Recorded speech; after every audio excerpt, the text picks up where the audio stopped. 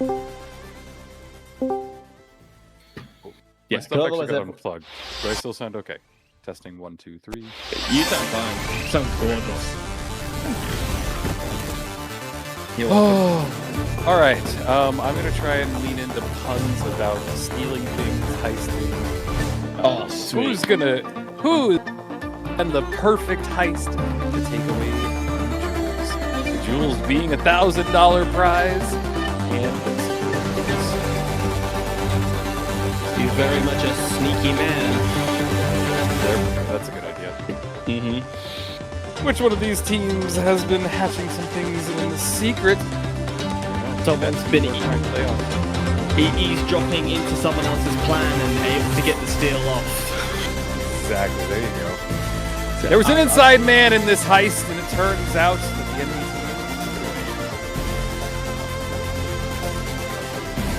We're good.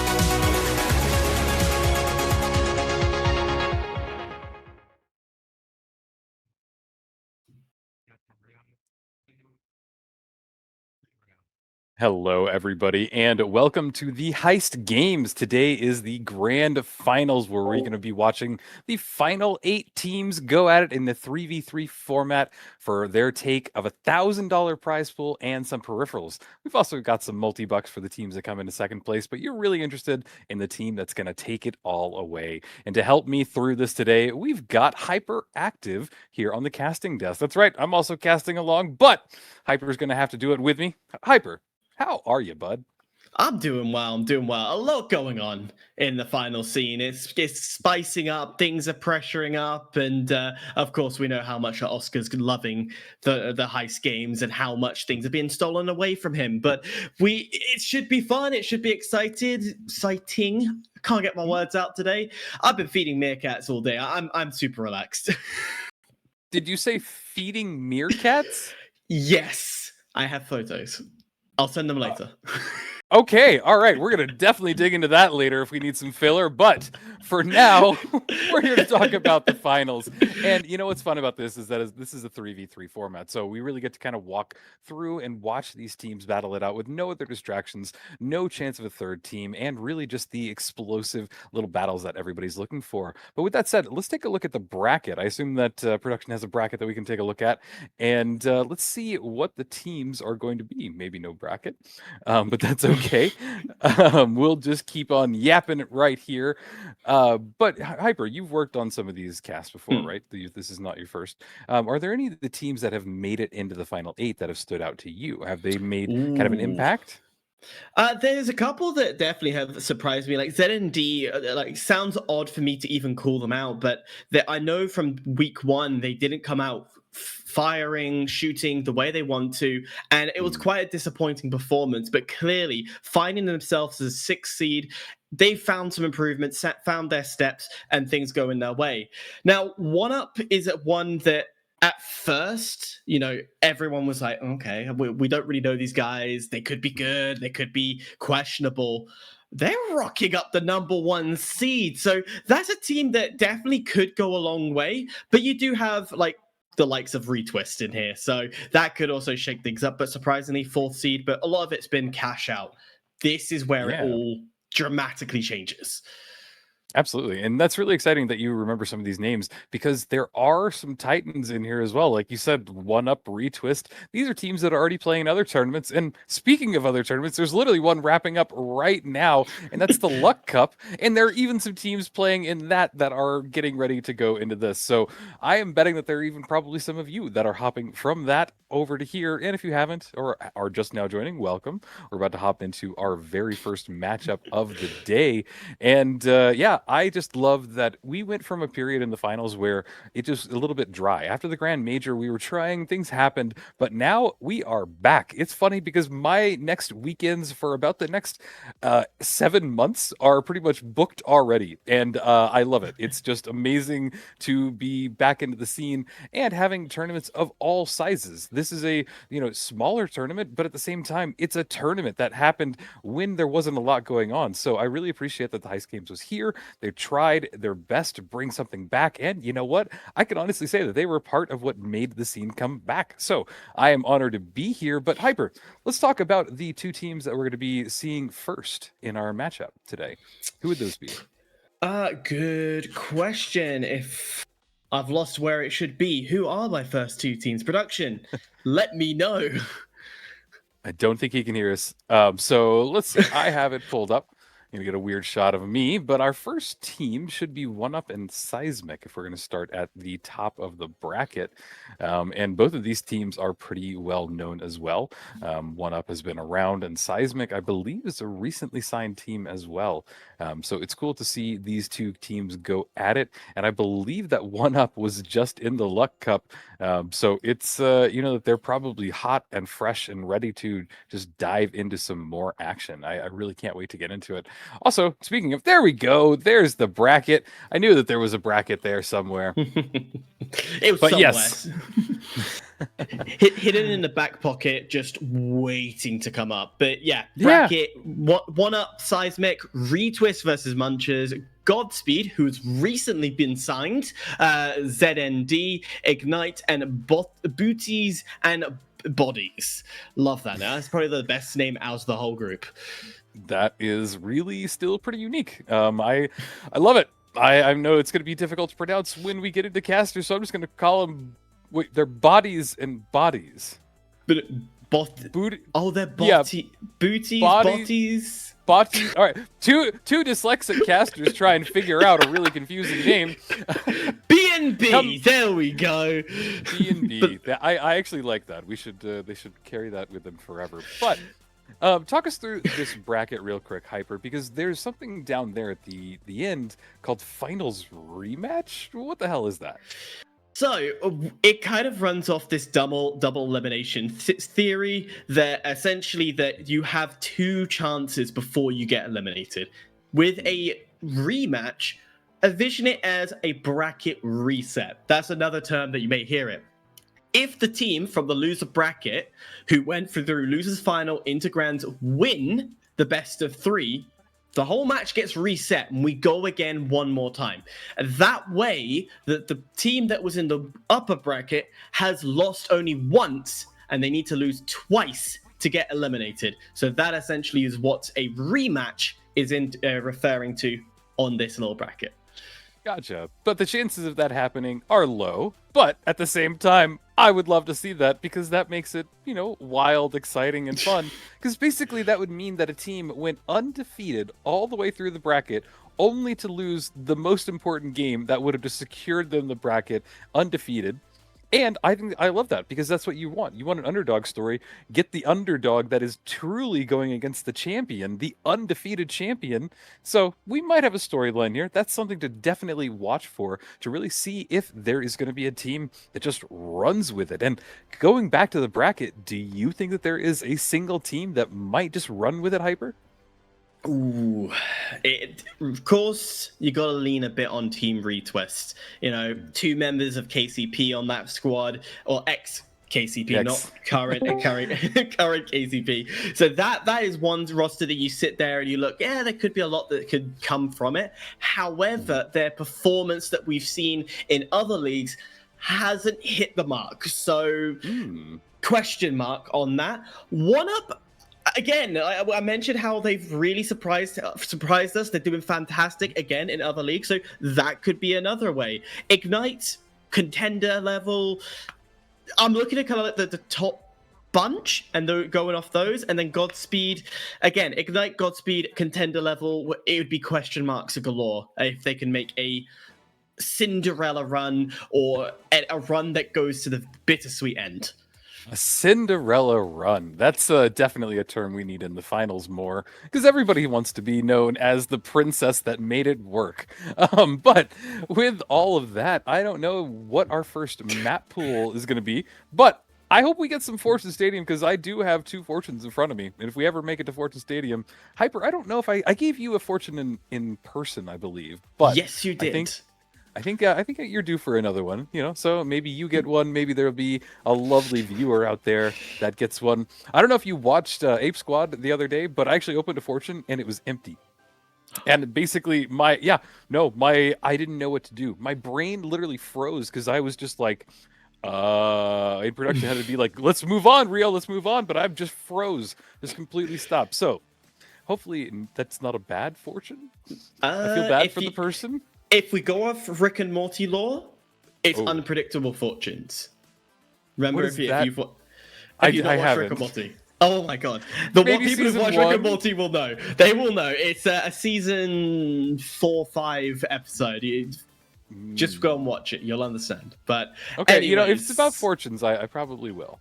It's a good episode. But nonetheless, the fortune for a lot of these people is going to be hopefully on their side. Let's talk a bit about some of the lower teams and what we think could happen, because you got Seismic, who just clawed their way in. They're having to go against seeded number 1 off the bat. It feels harsh to do it like this, but at the same time, it's the advantage of being seeded 1 versus seeded 8. Yeah, well, and I think an interesting thing too is that we're finally getting into 3v3s where a lot of teams play differently. It's funny to think that there is a game out there that there's really 2 modes, and you have to excel in both of them to really reach the finals. But I think that it's going to be fun to kind of peel that back and just get into the 3v3 format, because we'll get to see which teams shine, because there are teams that just don't do good in cash out, and then they come in and they have a 3v3 plan because it's easier. There's less to manage, there's less to figure out. It's really just kind of more straightforward. Can I run into an objective? Can I drop it? Can I do something? You don't have the external forces dealing with everything else. So it's just an interesting dynamic to see, and I have a feeling that even if a team is seated all the way at the bottom at 8, they have made it this far. They have survived to make it to the top 8, which means that they, kind of maybe survived their way through the chaos of cash out, and it could be anybody's game. That's kind of what I feel going into it. Maybe you have a different thought. Yeah, no, I do agree. Like, we are talking a cash out and final round, two different variations. I know we can talk a bit about how, the Embark leaning more into cash out as it's the nature of what the game produces.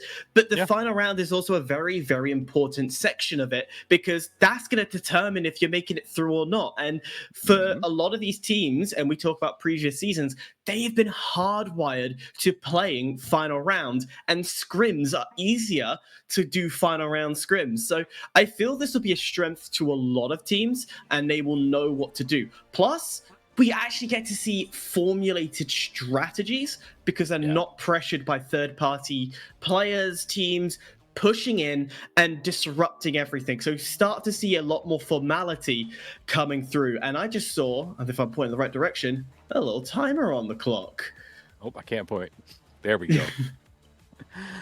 So I think that we have a countdown, which means that we will finally get into our first match of the day. It'll be exciting to see them battle it out in a 3v3 format like we were just talking about. To me, it was fun too in the other tournaments to see what people are bringing in. Are they bringing more of an HLL? Are we going to see a medium involved anywhere in the playing field? Some teams have just forgotten about it. It feels really weird right now because there's just this whole class that used to be so dominant that is just kind of disregarded in a lot of ways. So I am just curious to see what the meta composition is going to be from these teams, because everything that I've been doing since I came back a few weeks ago, everything that I've seen has just been so dynamic. It has just been very unset, and maybe that's just the strength of the finals itself, but it's something that we really kind of have to dig into and really can only get into one way. But Sam, I think that you're here as well. Hello. Do you want to dive in here, and you able to cast? You able to see? I know I'm just gonna throw you. Hey everybody, we're ready to roll. Sorry for being late. We just got off an absolute close tournament from Luck Cup 3, and brought it right back over here. So very excited to hop on board. Hyper, good to be with you. It's our first time casting together. So stoked to get in to see the conclusion of Heist games over the last, 3 weeks at this point. Yeah, I'm gassed for it. I'm absolutely looking forward to what's going to be brought forward. The fact we're also starting it all on Las Vegas, the place where the best heists are pulled. You're either pulling from the casino or your local bank, whichever one it is, money is going to be flying. And, well, we were briefly talking about compositions and different ways that people could come forward, and the lack of mediums. Well, I think we might see a couple here. He says, as Bandit, we'll bring out that medium. Yeah, so the tournament that I just came from, right, started off very, very heavy HLL, which, it's been the case because I feel like pretty much the competitive final space right now has been all cash out and 12s matches. But we saw actually an adoption right in grand finals go over to HML. And I think that might wind up being the case here. I think HML might be finding some success, as defib has been absolutely crucial, as it typically is. Here in 3v3s, getting somebody back into the match early on can just really flip things around. But it looks like 1UP, Hyper, are going to go ahead and start us off here controlling vault number 1. Yeah, get the initial position, but we are seeing Seismic not wanting to contest because they technically have this position, this map position, where 1UP needs to push into them. So wherever they go, there's gonna be an angle that Seismic can capitalize. But we are seeing this looking to go towards A. Seismic have read it, and they've also put it in. Yeah, Seismic getting the early plug here. This Coast Seismic squad had a rough week last week here in Heist games, but the week before that, we're really playing well. So I'm curious to see what flavor of the team we're going to get here for Heist games. It looks like they're starting off hot here. Steal attempt coming in out of Keizo. That box going back into possession of Seismic here for Cash Out A. Meanwhile, 1UP gonna look to find the re-attack here and finding a re-approach. This is something that this squad typically struggles a little bit more with. They benefit from having cash out control and being able to dump all that util that Akazo is known for. So now having to make a re-attempt is going to be an interesting one. Akazo raining in a bunch of shots there onto Bandit, using that goo gun tech to get up close and personal, trying to close this one out. But Bandit somehow kiting away at the moment. The H+ from Keizo coming in a little bit as well to heal him up. Akazo dropping and still chasing this down. Hyper just trying to find some sort of value. Unfortunately, just cannot catch up, and now he's been turned on. It looks like the Coach Seismic team has caught him out in the open, and they're starting to rain in the damage, but Juker gonna punch that one, finding a kill on to Bandit there. Keizo down to a bar and a half as well, gonna need to re-engage and find a reset here. And Hyper, this looks like a moment for 1UP being able to go for the steal attempt. Yeah, you got to go for the steal now while you have the chance. KD Killer will take out Keizo and stop the denial that comes through, and the wipe just finishes it off. Brilliant work from 1UP, and, well, keep yourself moving, but keep yourself together. That's 1UP's mentality, and that's how they've been winning on a lot of the other series as well, is sticking together, taking advantage of a Keizo's goo gun, and making sure that you're constantly in a position that is beneficial. Yeah, and unfortunately for Coast Seismic here, I guess Seismic, their spawn timer not working out here. 1UP doing a great job at pacing that stall and chase down on the Seismic to where they're not even having an attempt here on this next box. That's going to go ahead and become a fight for neutral territory and map control, as Vault 2 has just spawned in 200 meters away. Oh, okay, that's a jog in itself, and I know I'm out of breath after the first 50, let alone the 200. These guys do not have any stamina problem. They can definitely go a lot longer than I can, and tell you what is going to go a bit longer is the initial tabs as Keizo. Oh, that's getting a little too close for his liking, and the heavy out in the open as well of Nice Boy. His shield gone and needs to get some cover back in. Yeah, Seismic somehow regaining all their health there. Keizo got in a very scary situation. Bandit taking a bit of damage. Keizo continuing to take a bunch of damage to the head as well. Drop down to 2 bars there, but gonna use the gateway to go and get engaged here. This is a very dangerous play when you're this low in health, but luckily that region is now kicked in. He's back up the full strength, trying to find a collapse on the 1UP here. Raining in shots onto KD Killer now, who is an absolute difference maker on this 1UP roster. The only light that's gonna be responsible for dealing a ton of damage here, and it looks like 1UP are going to go ahead and elect to disengage here as Vault 2 has been tapped. They've decided, you know, we've lost dome control. Let's go back to 2. We'll go ahead and reset from here. Yeah, no gateway because KD Killer was still involved in the fight with Seismic, so that's going to be a long run. The Keizo, yeah, Keizo and Keizo, we'll try our best to distinguish both, has to run as a heavy, and trust me, as a heavy main myself, that is a long distance run, but it is going to go towards this B site, nice and secured indoors. A lot of players will keep it in its current position because it's slightly elevated, but you get good sightline you can play off.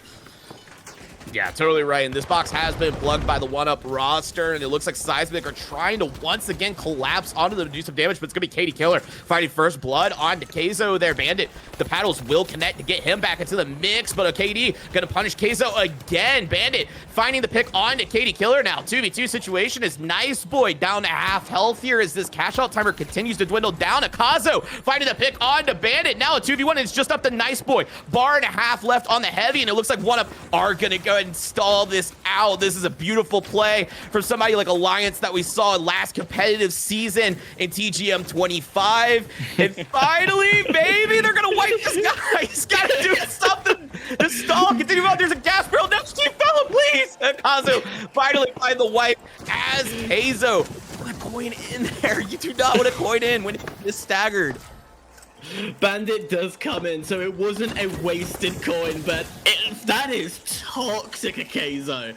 Toxic as hell, but you know what? I'm for it. I'm for a little bit of toxicity, but let's talk about the matter of the fact 1UP looking to go through next round with ease. The gravity cube being put in place, it's soaring into the sky, and it will be near impossible at this point to get full control without a wipe onto 1UP. And the reality is, with about 25 seconds left on this clock, as you've got to push now, Keizo's about to drop to the floor, dips away quickly to get some small regen. No, the lock bolts found him, and that's going to be a little bit harder. Yeah, this is a tough situation now as there's basically not much time for an execution play. Things are going to get desperate as Keizo somehow stays alive with 2 HP there, but Akazo going to find a pick on a Nice Boy. KD finding the one on to Keizo there. Bandit going down as where and 1UP taking our first match victory of today. Am I surprised? No. Am I a little disappointed that there wasn't a bit more? No. I think I was kind of expecting this type of outplay. Seismic coming out, they demonstrated they can stand up to 1UP. They definitely demonstrated that when they were going into the vault fights, they had a lot of maturity. They weren't over-aggressive. They weren't rushing into the scene. They understood that playing at distance as well seemed to be the downfall of 1UP. Unfortunately, they just weren't fully winning that vault fight, which meant that every time it was plugged, it was being contained, and a CQB environment was created. And guess what? That's where 1UP thrives. Yeah, unfortunately as well, Bandit only getting 1 kill for that roster, that Seismic roster. So the combat department struggling just a bit. Yeah, a bit of a struggle, but hey, we've got Ria back in the call. How are you viewing all this? Yeah, I unfortunately just saw a very one-sided fight. Really, just the best way to boil it down is just looking at the scorelines. Bandit is the only one that walked away with a singular kill, and that's pretty rough, especially when you're going in with a team like Akazo's. And that stall was so unneeded, unnecessary, unsportsmanlike, but he did it anyway. That's what you gotta love about Akazo. I mean, he just went for it, stalled him out like crazy. They had to force his team to coin in. It just was brutal. That secured them the win. It really did. You're getting that heavy out of the place and just forced to coin or his team go for a res, and it put everybody at a disadvantage. But there were several other plays before that as well. And really my biggest note is what they were doing is they were splitting up Seismic's team. They were just trying to find one person, single them out, get them down, and it forced the other team, forced Seismic to kind of go on the defensive side and try and find a way to res their teammate or stay alive long enough to coin in. So just kind of weird strategies, but also you're going up against somebody like Akazo and Co. It's pretty rough from my standpoint. But Sam, what were your thoughts about what we just saw? Oh no, we're getting a replay of me. That's not what I want to see. Wait, what is going on? No worries, no worries. Yeah, I mean, yeah, it's the 1 seed against the 8 seed. Turns out seeding does the job sometimes. Yeah, there's not much to say when your team drops 1 kill, which is harsh, I know, but like, yeah. I mean, when you lose every fight, you kind of lose the game, and that was the case there. I mean, this 1UP roster did get put on the back foot quite a few times by the Co-Seismic squad, so I actually saw a lot of moments that I thought Co-Seismic would take a box. It just wound up fumbling as soon as they got collapsed on in that fight. The light, especially, I believe it was Keizo, just kept chowing, especially when low.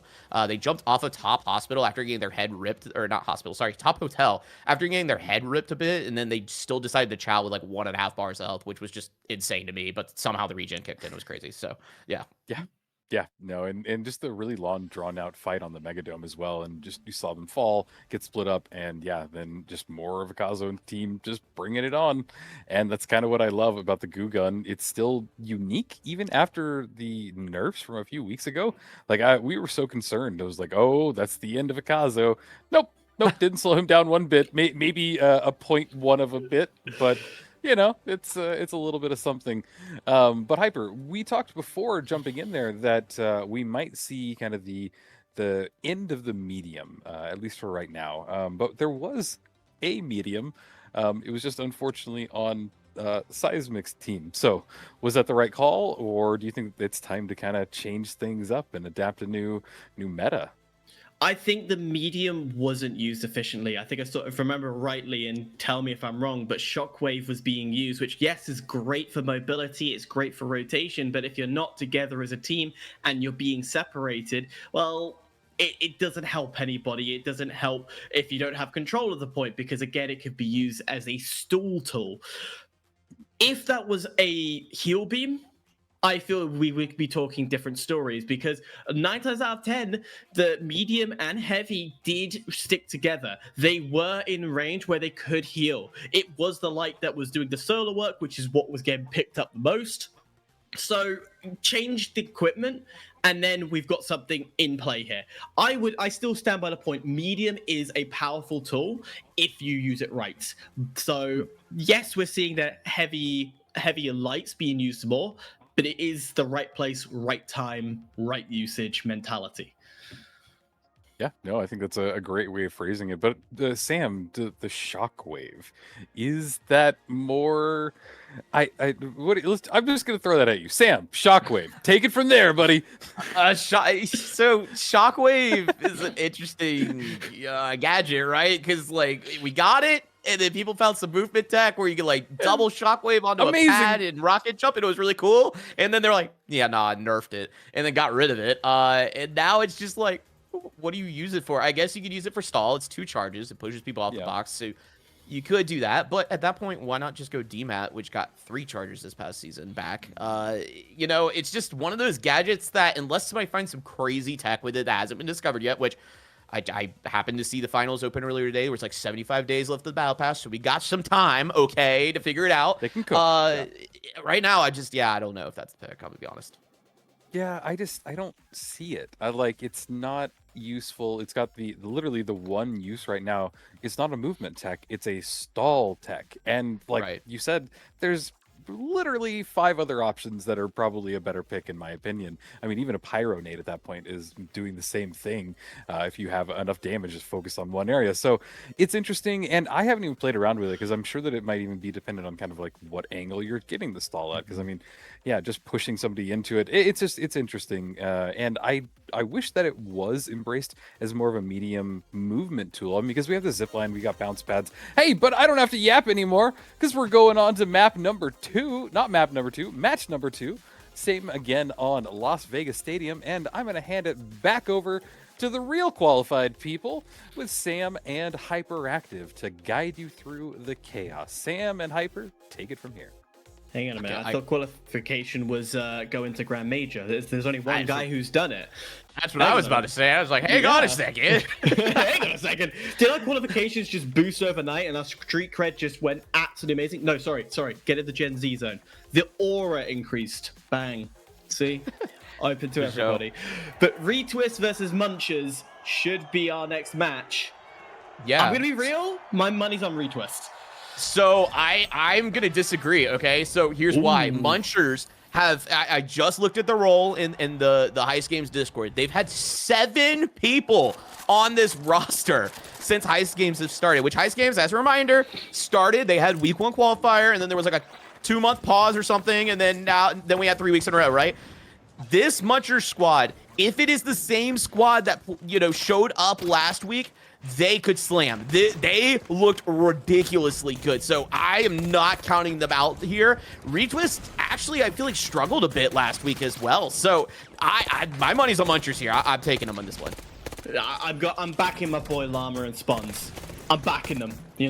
I think there's a little bit of bias because interviewing them and chatting with them, you kind of have to. And then you add Cafino into it, and you're like, yeah, it's a pretty solid lineup, but it all depends. Is Llama running Sledge? That's what he's known for. That's the big question mark we are sitting with here. Also, talk of compositions quickly. Heavy, medium, light on both sides, and both of them, guess what? What we were discussing, running heal beams. Yeah, HML back into the mix, it looks like, for this threes match again. I'm curious to see if this continues to be the case. Obviously, with like Ape Squad Classics going on and PHL and stuff, people are starting to scrim, threes a lot more. So maybe we are finding that there's a different meta for threes versus 12s here. But Spawns finding an opening pick there onto Ayo Koi to finally start us off here as Team Retwist going to start the man advantage. Slum's going to go ahead and get the res out as well currently. So now 3v3 situation. Vault not plugged, but in possession of Retwist as they are not going to be rotating over. I thought they were going to be rotating B. Instead, they've decided to take it height, which is something else that we've been seeing a lot of out of NA all of a sudden in these threes matches. Not looking for early plugs, instead rotating it with the team and forcing the fight on the vault. But as I say, that Spawn says, never mind, I'll go and plug it. Yeah, well, I think the influence of EU might help here because they were notoriously known for height and height control, always changing position, and we could go back to the Grand Major and break that down and talk about the height differential of everybody. And I'm not talking about the physical Swedish people because they are tall. I'm talking about the actual gameplay. I'm talking to gameplay. How about a cheeky little steal that's going through as the Munchers say thank you very much? That was free. That was easy as they glitched away the gateway. Yeah, very good play there. Also, the goo just for nice cover. I mean, he couldn't even find a headshot angle, but hold on. The winch coming in out of Llama. Gonna clean up Slums there to start this one off. Aokoi, critical HP with this LH1. Gonna go ahead and use that Vanish Bomb to get out of there for now. 3v1, unfortunately, as Kip has just gone down. Can Aokoi hold on? Finds one on the Cafe, finds the second one on the spawns. Aokoi, unfortunately, not gonna find a third as Llama gonna force the elbow to take him out. The elbow of fury, fist of fury, the whatever part of the body fury, it takes away a beautiful Cinderella story that would have been the greatest 1v4 clutch. Unfortunately, not gonna happen as we get to watch again. It was just right place, right time with the LH1. Yeah, definitely an interesting one. Unfortunately, Aokoi not able to hold on. I mean, when you got to take out the health bar of a light and a medium, and then you're stuck dealing with the heavy alone, tough one when you're on the light. But, you know, time's still available on this box. A reattack is possible here. Still 3v3. Slums taking a bunch of damage early on this approach. Aokoi still reining in, though. Cafaneo using that Chimera, actually, to take out Slums. Kip with the Shack, finding the pick on the Llama there. 2v2 now. Aokoi raining in those shots onto Spawns, who pops the Vanish Bomb, but he is spotted before, so Aokoi going to take him out. Cafaneo taking out Kip again with the Chimera. The Fib is going to come in there. Aokoi still frying on this LH1 is now 1v1. Llama against Aokoi again, and Aokoi gonna take this one, wiping Team Retwist. Hey, yo! Koi, that is impressive. The fact of going back to Season 1 meta weapon, the LH1 god tier amongst the kill race era. I was actually, no, it was a closed beta to light meta weapon. It was god tier, and he just makes it look easy. The dash, the movement, everything. He feels confident when he's alone. Imagine, and this is the thing, imagine if the likes of Kip and Slums stick beside him for longer in those fights. I'm going to back you. You know, I said retwist at the start. I'm starting to believe what you're saying about Munchers. Yeah, I mean, Aokoi just absolutely continuing to fry. I mean, with that LH1, basically, I mean, able to almost do it himself at this point.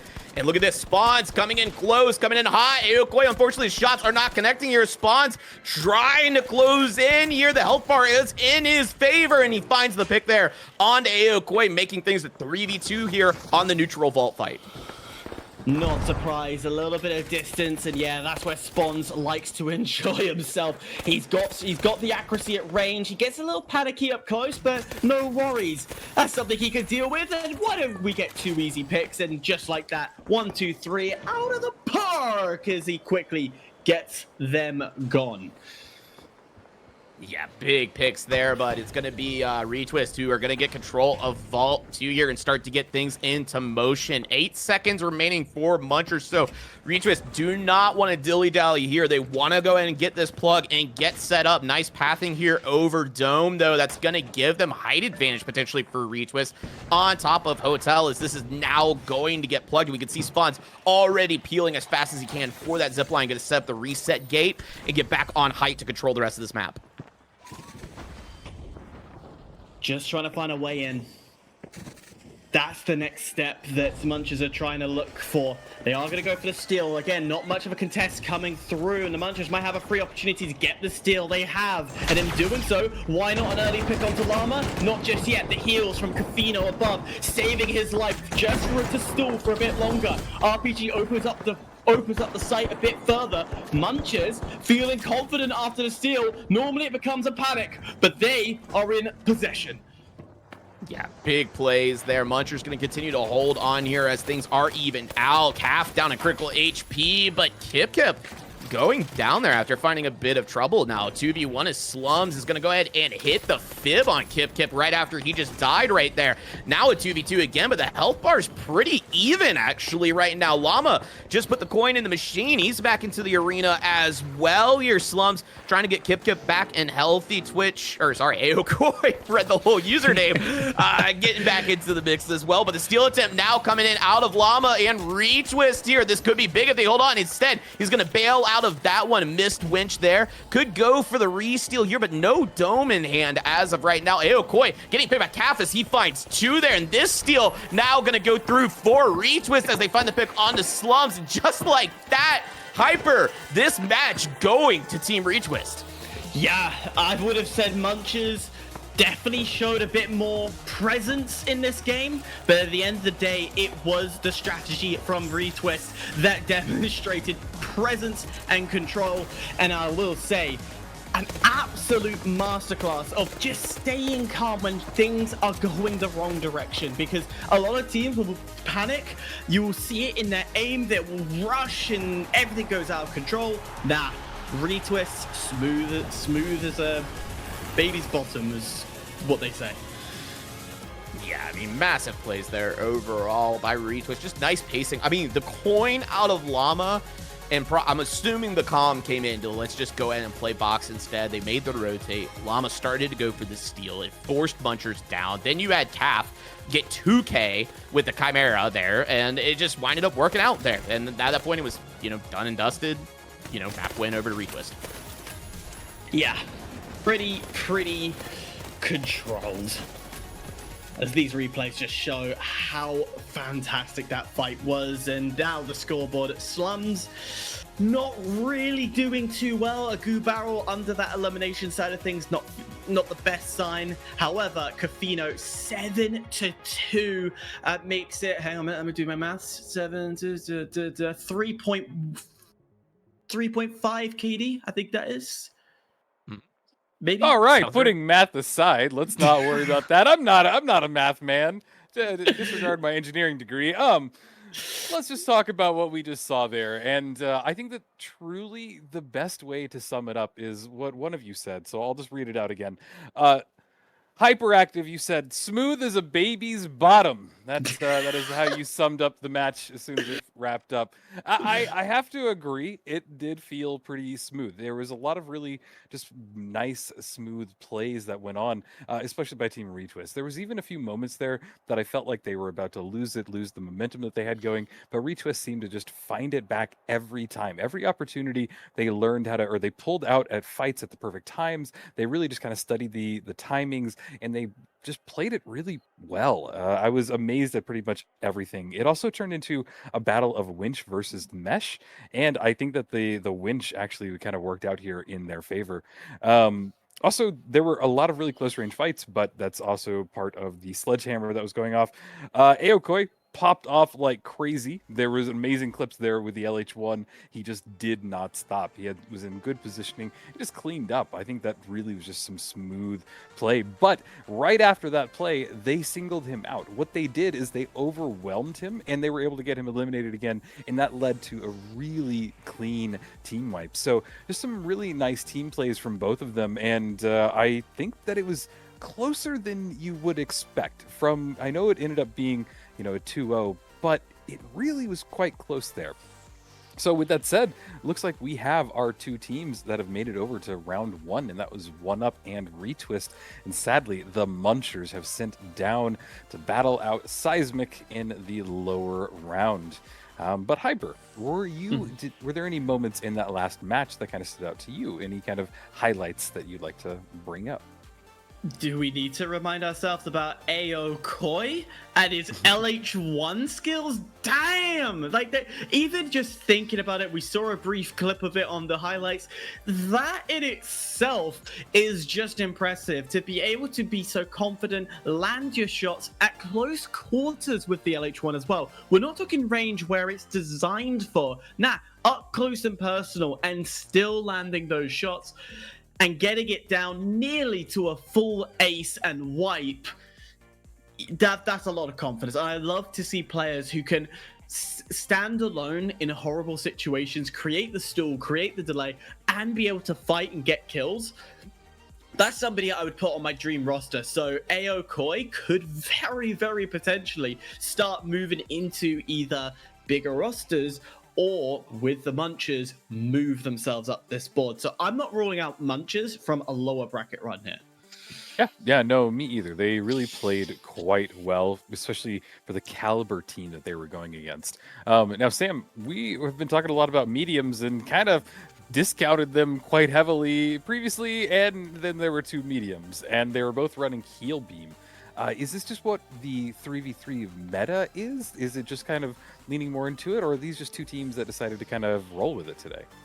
It's hard to say, right? Because we have, like I said earlier, we've watched so much 12s between Heist games, Exactly. between Ape Squad Classics. Like, we haven't seen in tournament format until today with, honestly, like I said, I came from Luck Cup 4 just before this, and now here both were 3v3 tournaments.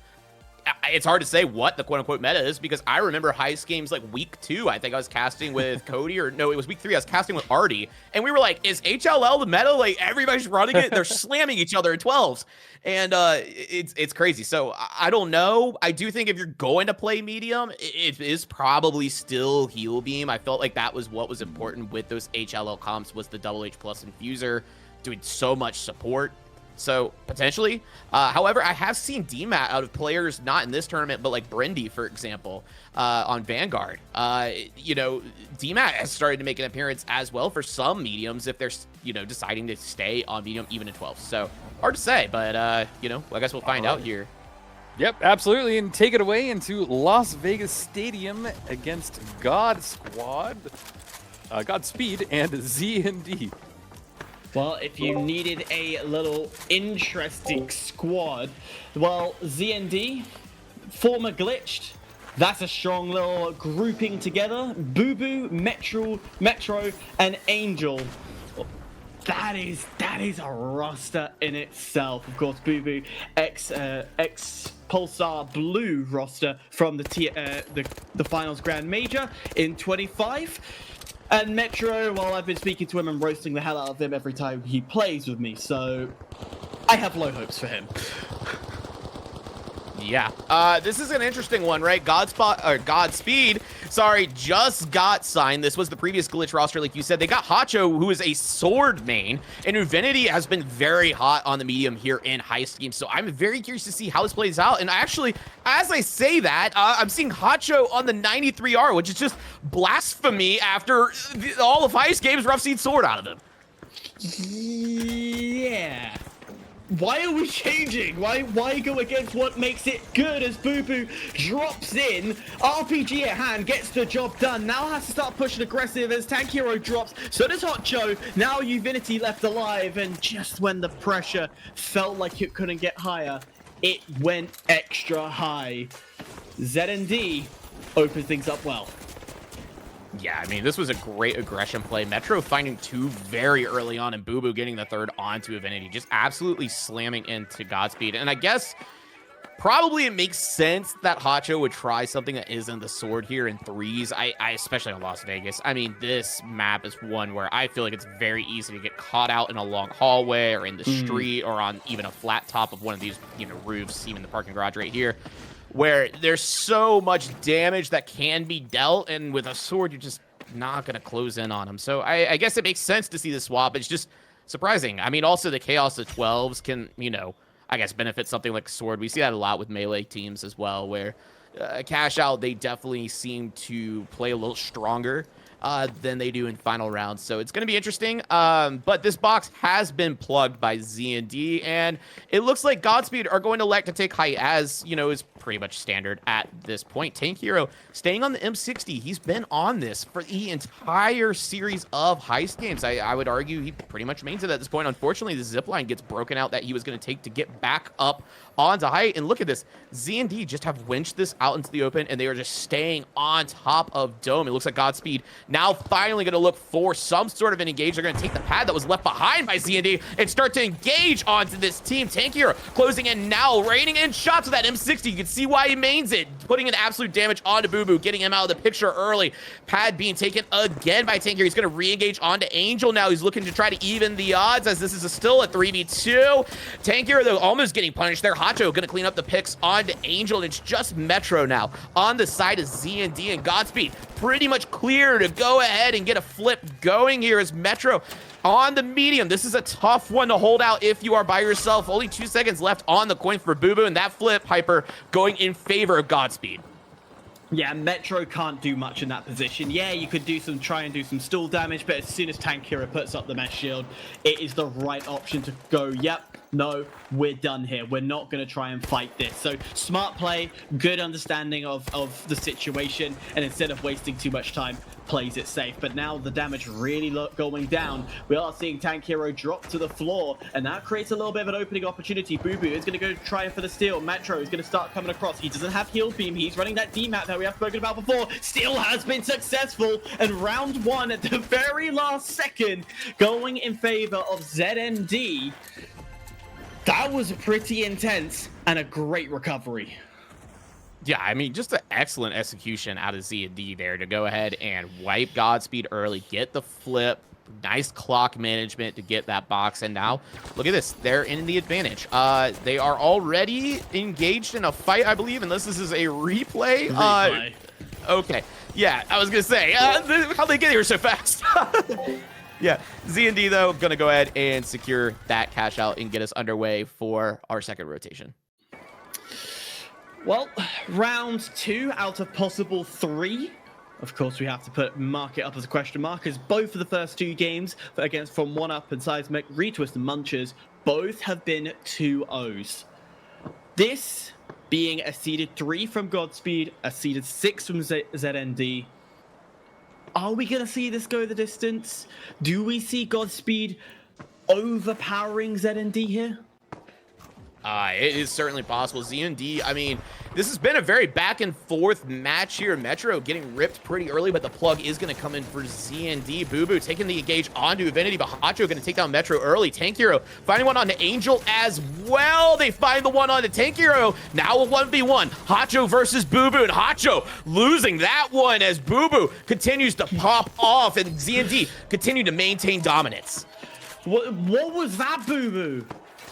He was a medium main. He medium through the Grand Major. He's hopped over to heavy, and he pulls this out the bag.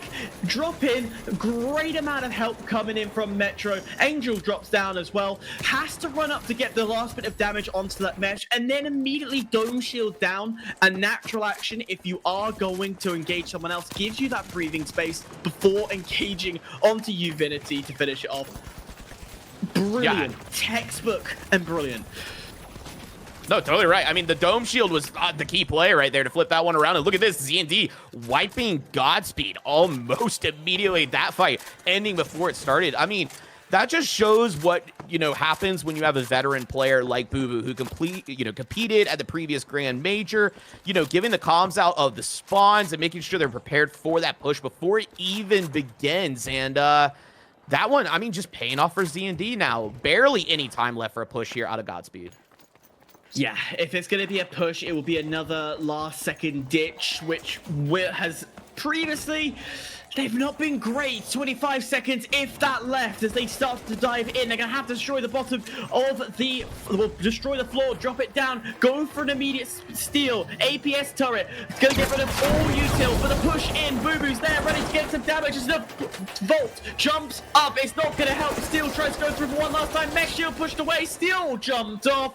And that will be it.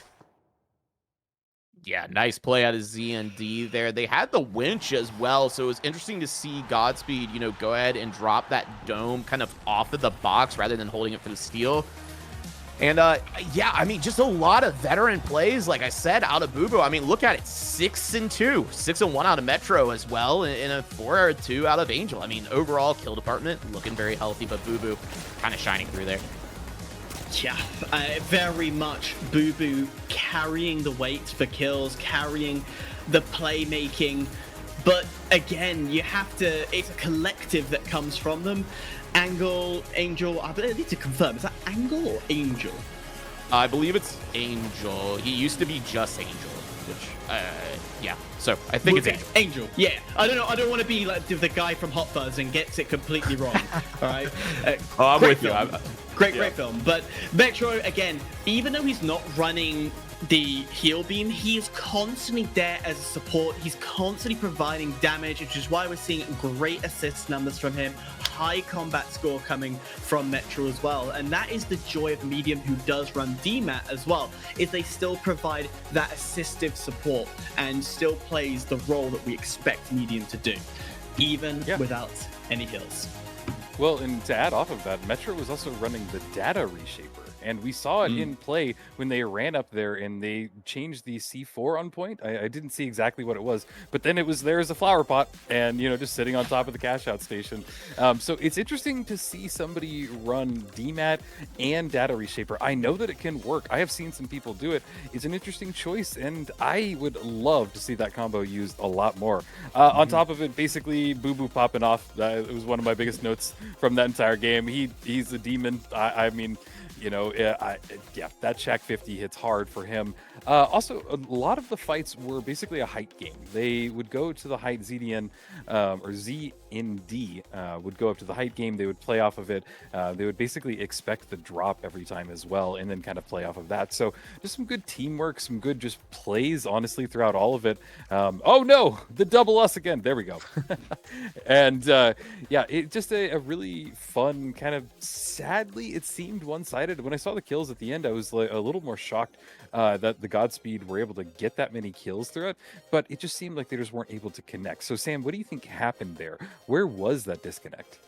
I said it, I think earlier, the veteran plays out of Boo Boo. You know, I'm specifically, I think it was that second cash out. They got secured of it. They wiped Z&D early, and then immediately we saw them rotate and almost provide a head glitch on top of Dome there.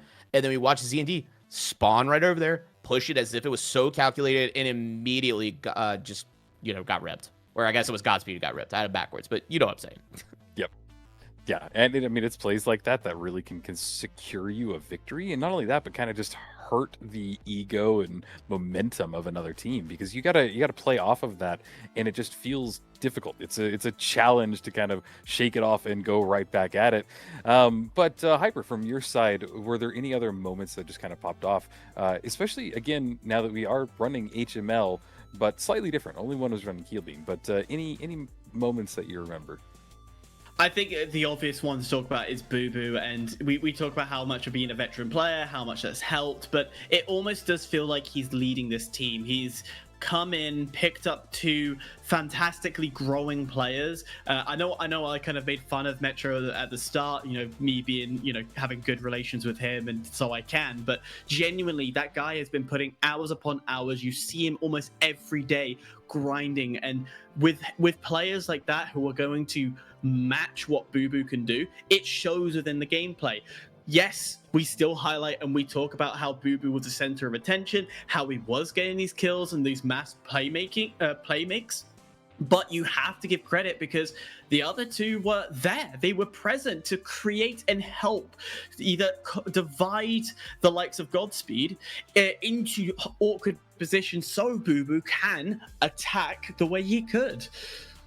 Yeah, absolutely. And we have moved on to our final game of round one, the last match on Las Vegas Stadium. So I will hand it off one more time to Sam and Hyper to take you through all of the amazing action. Yeah, thank you, Rio. I mean, man, how nice is it always to have a TGM 25 previous caster here on the host desk? It's been awesome to have him back here in the scene as well. I mean, just, I guess, to gas him up real quick, just the guy is such an expert on Finals Esports because he's been here for so long that I always just have a blast casting with you. And so, Hyper, coming into this one, we've got Ignite and Bodies and Bodies. Anything that you're kind of thinking about as we load in here? Well, my mind's getting a little bit sidetracked. This is the ADHD kicking in, but Munchers have won their losers match, which means Seismic is out of the tournament. Munchers will advance through. But going back to your question, going back to what we should expect, I feel it's going to be another wipeout situation. We're talking about Ignite. This is a strong roster that has, again, come through the ranks and demonstrated they're capable of fighting with the big dogs here. So I'm expecting something to come through, but, you know, there might be the upset here. We might go the distance. We might get something out of the ordinary. Oh, I agree. I mean, for the fact that this is a 2 seed versus a 7 seed, I don't know if that's totally accurate, I'll be honest, because Ignite, very, very solid squad. You know, this Ignite Esports came in, you know, a couple months ago at this point to the finals. The squad really came out of nowhere. They've just been dominating, I feel like. They've just been really solid. But also, this Bodies and Bodies roster with Zymers, Yoj Butter, and Holbot are not one to discount. They have played, in my opinion, very well throughout Heist games. I mean, it was a lot of 12s matches, so maybe the cash out macro was lacking a little bit. But I am not counting them out in these 3v3s as we are getting things underway here. Dawn reigning in with that LH1. Wacko, we know, has been running BFR a lot, not just in Heist games, but also things like Ape Squad Classics. So I'm curious to see if he's on that in this matchup, as it would make sense. But Dawn finding an early pick there on the Zymers, and Yoj Butter gonna go down as well to Wacko. It's now just Holbot on the side of Bodies, and down they go. And there's the confirmation, Hyper. BFR on Wacko. Love it. Absolutely love it. I love to see a weapon that, well, at one point was going to be meta, but then came out to not get its full spotlight. But Dawn, that was pure luck to be able to sneak behind and get that frag. Absolutely beautiful to see. And he didn't even run in this, which is what we see the whole bot using right now. Sorry, the whole bat. He's running in this, so you expect plays, some sneak plays coming through. That didn't happen. Yeah, it was definitely interesting. I think Jax does maybe have Vanish Bomb. I'm not quite sure. We'll have to take a look next time we have them on screen here. But look at this. Up on top of Dome. What a surprise. Wacko holding that BFR. I mean, playing from this range is pretty ideal. Nice layout, by the way, with the destruction here to line up for these longer range weapons out of Wacko and Dawn, I believe. Jax finding the pick, though, onto Yoj Butter early on there with that M11. Cash out continuing to stay in control of Bodies at the moment, as it is halfway through. Zymers gonna go ahead and back up here while they probably play for Yoj Butter's coin. I don't think the trophy is going to be really resable here, but the fight is starting to engage. There's Zymers winning that one against Dawn early on there now. 2v2 as things have been equalized. Health bar obviously still maybe in advantage of Ignite at this time. 19 seconds on the coin for Dawn, and Bodies already on the full reset. Yeah, that is exactly what you want to see. I saw the whole bot quickly rotating through, help Zymers. He knew he was going for the engagement, get that support coming through, and there you go. Steel coming through immediately. Mesh shield comes up. Take advantage while Dawn is down. Now with 25 seconds left, all of Ignite Gaming are back. Still not doing the steal. Playing patient because you got to time it right, knowing that the whole of BNB is just waiting for you to tap the point. Still starts to go through. Zymers going to get the damage down, and in doing so has to back away because now Zymers is down low. The entirety of BNB has dropped, still gone through. Ignite played their cards right, and the money just sifting through. Nice execute there out of Ignite to hold on and just force Bodies into them. An absolute blender here. Got off the box early. Dawn finding the early pick on the Yoj Butter. Jax finding the pick on the Holbot as well. And finally, Zymers getting cleaned up just in time for the flip to go back into Ignite's favor. And now look at this, Hyper. Controlling Vault 2, and what a surprise. Gonna go top hotel and proceed to control mid-map yet again. I feel this is going to be a broken record for Las Vegas. Let's get hyped and go as high as we can. But it's the nature of the game. You know, you take any form of game that's got a similar mentality. You know, take battle rails where height again is pretty important.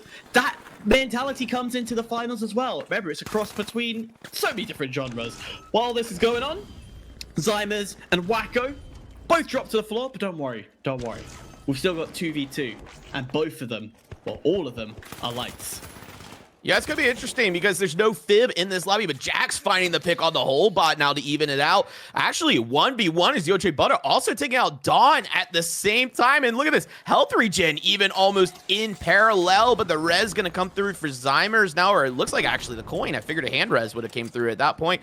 2v2 now, 11 seconds on the side of Dawn, but Jax gonna go ahead and bypass that to get them back into the mix. 7 seconds on the side of Holbot. Things are looking good for Ignite if they want to get aggressive here, as Yoj Butter is in critical condition, trying to regain height. Holbot now back into the arena as well, as Jax is now controlling vault number 2, and this Ignite squad gonna go ahead and look for the plug onto C to bring the fight to them. 2-0, 2-0, 2-0, 2-0. That's the scorelines we have so far, and right now Ignite Gaming winning all the critical fights, all the critical moments. And a setup. Yeah, they don't have height, but they are ratting in corners. They're hiding in places where no sound is given. Oh, I say that. The whole bot's got a little bit of a fist of fury. Is he all open things up pretty well? Is he going to be able to provide support? No. So a trade at a different part of the map will come through, and we're back to a 2v2 again with the same compositions battling each other. Yeah, and it's interesting, right? Because Wacko is down here on this BFR. You'd think maybe Dawn or somebody would try to reposition back onto Dome, as Bodies of Bodies is doing right now. This is actually ideal if you're them, but Wacko gonna go ahead and escape for free here and regroup with Dawn. Unfortunately, it's gonna be without the body of Jax, who is now just coined in again. Catch out halfway done. Bodies of Bodies also getting a full reset here. We do see that gateway up above. Hard to tell if it's owned by Ignite or not, but if you are Bodies of Bodies and that's not your gateway, you got to be careful here, as Ignite is going to flip height on you and continue to stall this box. But flip attempt now coming in out of B&B here. That one does go through. Dawn finding the early pick on the Zymers, and it's all punished as Ignite did flip up to that height and get the flip here.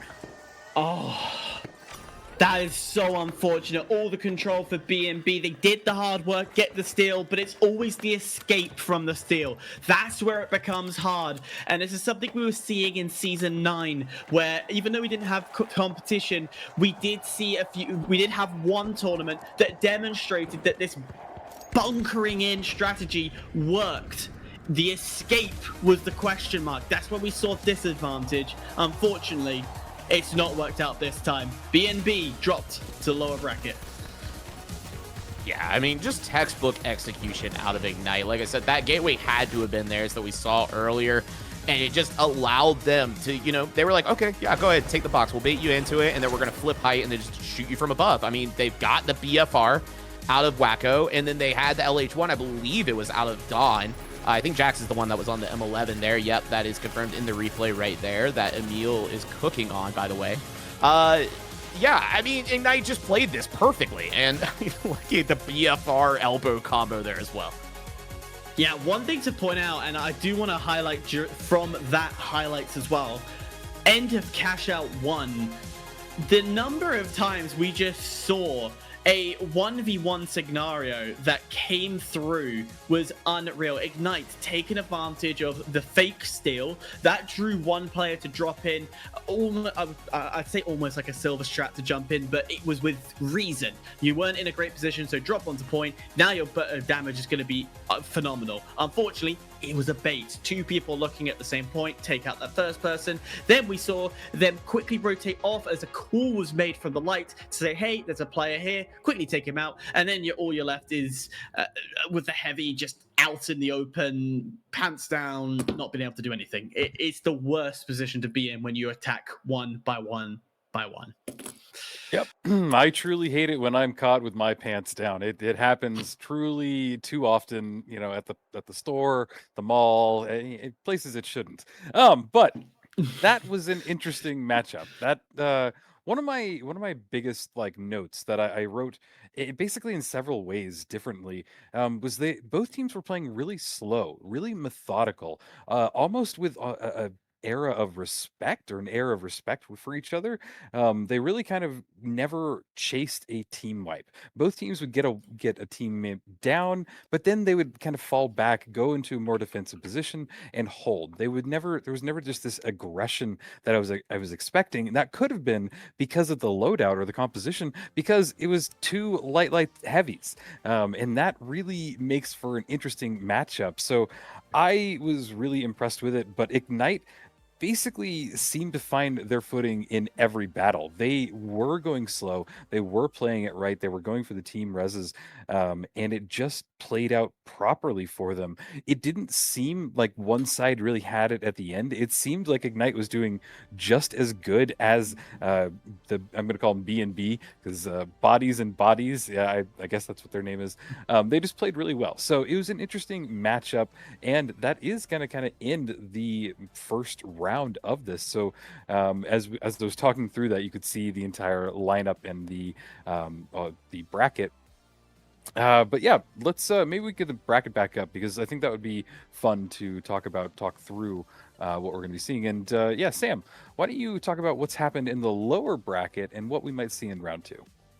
Yeah, so we're still waiting on that final match, Godspeed versus Bodies and Bodies, which I think is a complete toss-up on who's going to make it out of that one. Unfortunately, like Hyper mentioned earlier, Seismic we did say goodbye to, as they were knocked out by that Munchers roster. Again, Munchers have had, I think, a total of 7 people, and I think I'd have to go back and look at the VOD from last week, but this roster, I think, is slightly different than even the one last week. So a lot of variety happening there, but it does look like they've kicked off that lower bracket run. Yeah, absolutely. And in the upper bracket, Hyper, who are going to be our matchups for round 2? 1UP versus Retwist. I think that's going to be a fan favorite to watch. Well, you say that unless you're a big fan of ZND, then you're going to be looking at ZND versus Ignite. But Ignite's showing up and capable of all 4 of those winning their 2-0 fights respectively. Of course, once we get to the finals, will we see a best of 3? So even in the semis and round 2, it is one map, and that is it. I'm intrigued on how these will go.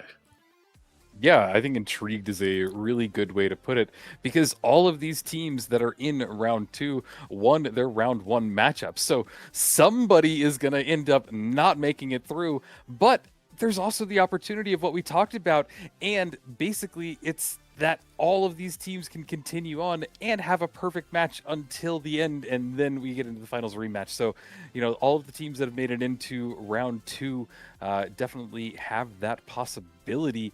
And if I was a betting man, and I'm going to take y'all's vote on this next, but if I was a betting man, oh, geez. I was confident, and I'm going to stick with my gut, Retwist. I think that Retwist has a chance to at least make it into the finals and potentially undefeated. But Sam, let's take your crazy pick from those 4 teams.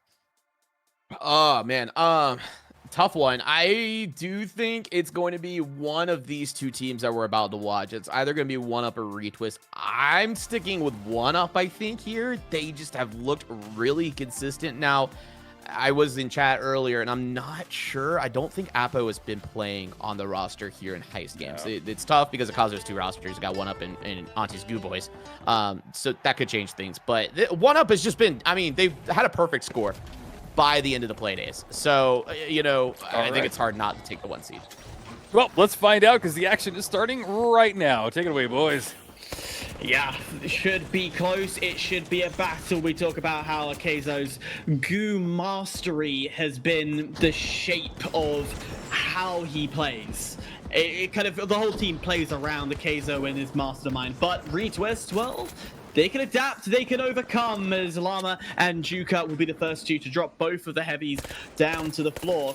Meanwhile, Kafino also down and to the floor, and that only leaves Spawns, but a quick revive to get Llama back up. We know he's not running the sledge, we know he is running the shack now.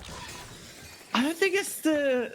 I'm glad to see he's using something different. Unfortunately, this Retwist team are being caught left, right, and center doing all the wrong things. Yeah, currently 3v2 situation here in favor of 1UP. KD Killer just continues to be lethal. Never really goes for dash. Always cloak, which is very unique here on the NA side of things. And gonna pop that cloak now to try to find some sort of information. Did spot the pad, I think Retwist might have been on the stairs before they popped that goo, but unfortunately no follow-up there, as Llama is going to follow up that RPG onto Akazo. KD, though, going to find the trade out onto Llama as well. It's just Calf now, who does go down to Juker. 1UP wiping Retwist here. I'm not surprised. 1UP just constantly was 1-upping them in their positions, just having this off angle, as we're seeing, well, we saw briefly as on screen, just constantly a different angle, different place, rotate off it, go to a new position, get another off angle, and you'd expect a team with Goo to stick together and be like play the buddy system that you would see. Nah. They're playing angles. So they're putting Retwist on the back foot and thinking a lot harder. Yeah, and Retwist going to go ahead and take height here. I don't know if this is a play to kind of try to clear out 1UP, but we know that 1UP are going to bunker down. They're one of the exceptions to the rules when it comes to holding height. Instead, they're going to use all that goo that Akazo has to kind of set things up here, especially when they're running the double heavy with that mesh shield from Juker. They've also got the healing emitter down here as well. I mean, they're going to try to force the fight onto Retwist to bring them down here, and KD Killer going to find the opening pick onto Spawns there early on, but going to get winched and traded out by Llama there. This could flip on its head for 1UP, as KD's body is probably not resable, but we do see the paddles coming in out of Calf onto Spawns there, getting them back into the mix. Spawns down to 1 HP, gonna have to back up and disengage here. Llama dropping in as well. I don't know if he sees Akazo and Juker up there in the window, and it's not because it's all gooed up. What a surprise. Now they're starting to make the approach onto B, but Juker raining in with the Shack 50. Now the RPG follow-up not gonna connect there. Lockbolt does actually connect onto the cash out, and look at this, Hyper getting lifted into the sky like a bunch of pinatas. Loot Juker finding the pick on the Llama. KD finding the pick on the Calf. It's just Spawns remaining now for Team Retwist, as 1UP is gonna have the opportunity for a flip here if they find this pick onto Spawns. Juker gonna chase him down there, but the flip coming through for 1UP. It's not happened yet. A stall came through. Spawns is doing a fantastic job just to find any form of stalls. Unfortunately, Wipe does eventually go through and Retwist. That was a good opportunity. It was a good chance, but 1UP stayed composed. They bunked themselves back together, and with force and with power, there was no way of stopping them. Yeah, I mean, this was just a crazy play. Put the Lockbolt on the side of the wall. It's just going to make you, bounce around as you're in that grav cube. And I mean, you saw how punishing it was there at that moment. So great plays there out of 1UP. Surprising that the stall tech actually worked. It's been working for them kind of nonstop. The surprise on that, obviously, sarcastic. It's what they do best.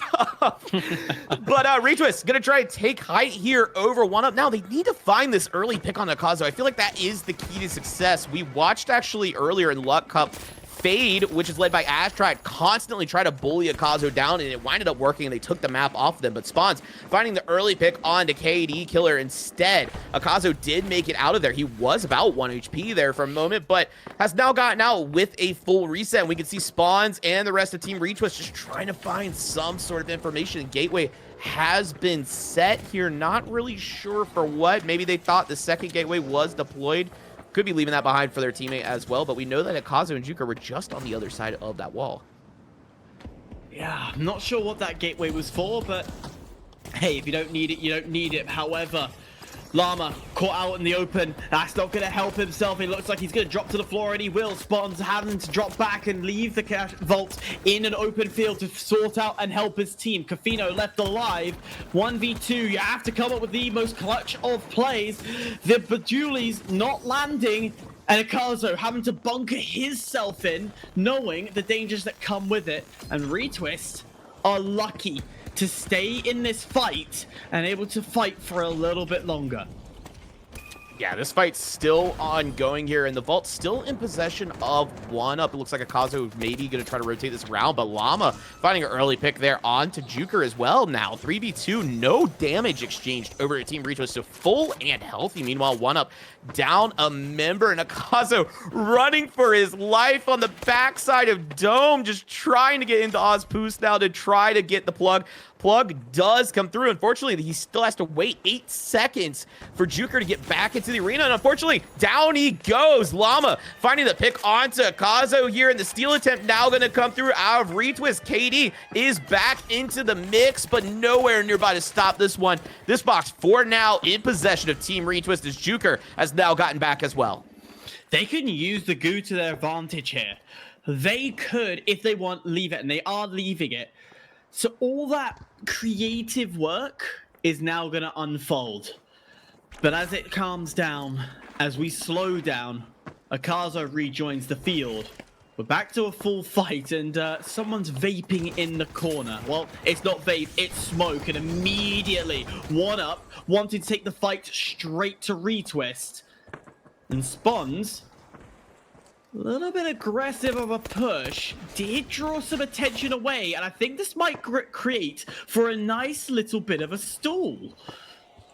Yeah, this is interesting because he did draw some attention away from One Up, but they're not going to give into the chase. Instead, One Up are going to go ahead and use that grab cube, where the AGC has already called it, to go ahead and raise this up. Hopefully, I don't know if it made it as high up as they were hoping to intend, but Retwist going to engage off that world pad now, dropping the dome. It's going to be Spawns finding the pick onto KD Killer. 3v2 now. Ikazo and Juker not totally healthy here. Health bars absolutely in favor of Team Retwist now as they continue to engage their Spawns, finding the second onto Ikazo. Now it's just Juker, and RPG is going to connect. He is going to find the trade-off finally onto Spawns, but it's going to be the winch out of Llama there. He doesn't go down just yet, and finally, Llama's going to clean up Juker there, and this box hyper going to Team Retwist. We are finally headed to box 3.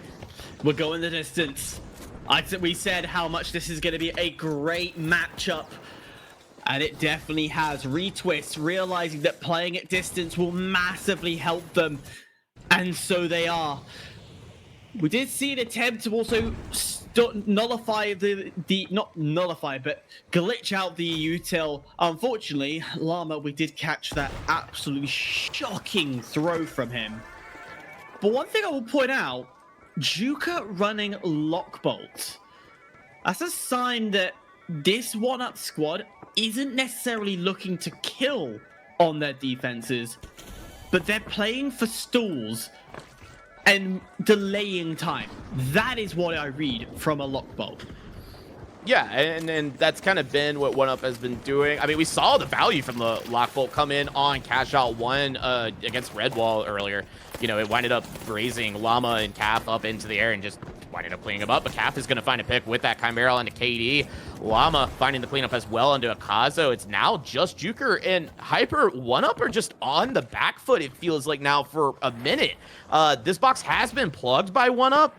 The res is trying to come through out of Juker. They might have heard that on the side of Retwist, but Calf going to get Spawns back in as well. It's still a 3v2. Steal attempt does not come through yet. Juker has picked up the body of KD. It will get them back into the mix, and now the steal attempt is trying to come through. That Grav Cube, unfortunately, not going to connect or stop anything here, so the box has changed hands, and now it's back in possession of Team Retwist. Good timing, good kills. Now they have height once again. They can play just a stall, but look how far away they are from point. They do have a gateway, but that's not going to last all too long. So once they realize their pathway back has disappeared, they have to go head on to the battle. First fight is going to go well. Juker down to the floor. And once again, Akazo and KD Killer backing away. They understand that this fight is not going for them. Half the time to go on the point, and more pressure adds up. Akazo trying to stay alive with the goose stalls onto himself. KD Killer last alive. They're not going to go for the hunt. They know they've won this point. Yeah, this is mission critical, and as a reminder, this is a best of one in these series, so One Up now gonna have to make a desperate play to not wind up in the losers bracket here. This is mission critical for One Up, as Llama is gonna go ahead and engage here. If he can find another pick, this box is definitely theirs, as Juker brought down to half health there. Gonna go ahead and pad back up to the roof. Spawns and critical HP as well. The winch gonna connect out of Llama to pull this one away. Juker goes down, and that's it. This box is going to Retwist, and Map Win headed to Retwist in the upset. Wow. Rio was right. Retwist taking it. I never got to say my prediction, but even I was siding with One Up. I tell you what, that was a masterclass. Understanding that they needed to play more at distance. They played off that. They found their angles. And then it was just constant pressure that Retwist put onto One Up. There was never a point that I felt that One Up could truly breathe unless it was down to one. Then Retwist backed away. They allowed themselves to set up. As soon as they felt the res coming back, of course they can't tell if the reses are off or not, they applied the pressure once again, and they kept going until one was left. And I love how that pressure got inside of 1UP's head, and in doing so, forcing them to give in. Yeah, wow, that was a really good match, a really good matchup. That's kind of what I love with a bracket system like this. The further in the day that we get, the better the matches seem to be, and that's kind of what you hope from a matchup like that. And honestly, it just felt like Retwist needed to find their momentum. They were getting kind of stopped at every angle, and I really want to point out the Ikazo use of the gravity cube, anti-grav cube, which, like, I feel people still don't grasp. You only see one person using it. To my knowledge, Ikazo is the only man that runs his very special loadout, but I love it. And you can see the kind of like chaos, and I want to use the word like unprepared, like that these other teams are when they come against it. And yeah, it just creates chaos. Throw a lock bolt in the mix, and it just made everything 10 times more chaotic. But soon after that battle, Retwist started to gain their momentum. They started to really kind of get some kills, and I noticed as well, they were staying really close to each other. Earlier in those first matches, they seemed to be kind of getting singled out, and maybe they're letting them just kind of be a little bit further away from each other. But as it went on, they stayed close, they got kills. There must have been a change in communication, I'm guessing. It probably just dialed back up, and it just really was, it was great. It was a great way to see a team that seemed down to kind of turn it around and hold it forward. So that's my hope. That's the team Retwist that I know, and, you know, I don't know. I made a small prediction earlier, and we'll see if it stays true as we move into the next round. But before we go there, we're gonna have another matchup, so let's take a look at the bracket real quick, and we can talk about who we will see up next, if production can bring that up. Stand by real quick. But I guess while we stand by, Sam, any thoughts on that last matchup? Yeah, you know, every time I watch 1UP, I'm just in the back of my head screaming somebody's got to go find and kill Ikazo in order to do anything. and like it finally started happening, and then look what happened. They started winning. Like it is crazy. Every single event that he's been in, he does such a good job. Like it is a testament to him how good he is. One at the finals, how good he is at goo gun and stalling, knowing when to engage. Like the guy is so smart when it comes to playing this game, and it just has been playing off. And finally, yeah, it felt like Retwist, like you said, about halfway through, really changed gears. And they're like, we have to go hunt this guy down. And they did it. As soon as he was off the map, things changed to their favor. Yeah, no, and to go off of that as well, watching Ikazo play, I don't know if you've seen his streams or not, but the man just doesn't get stressed.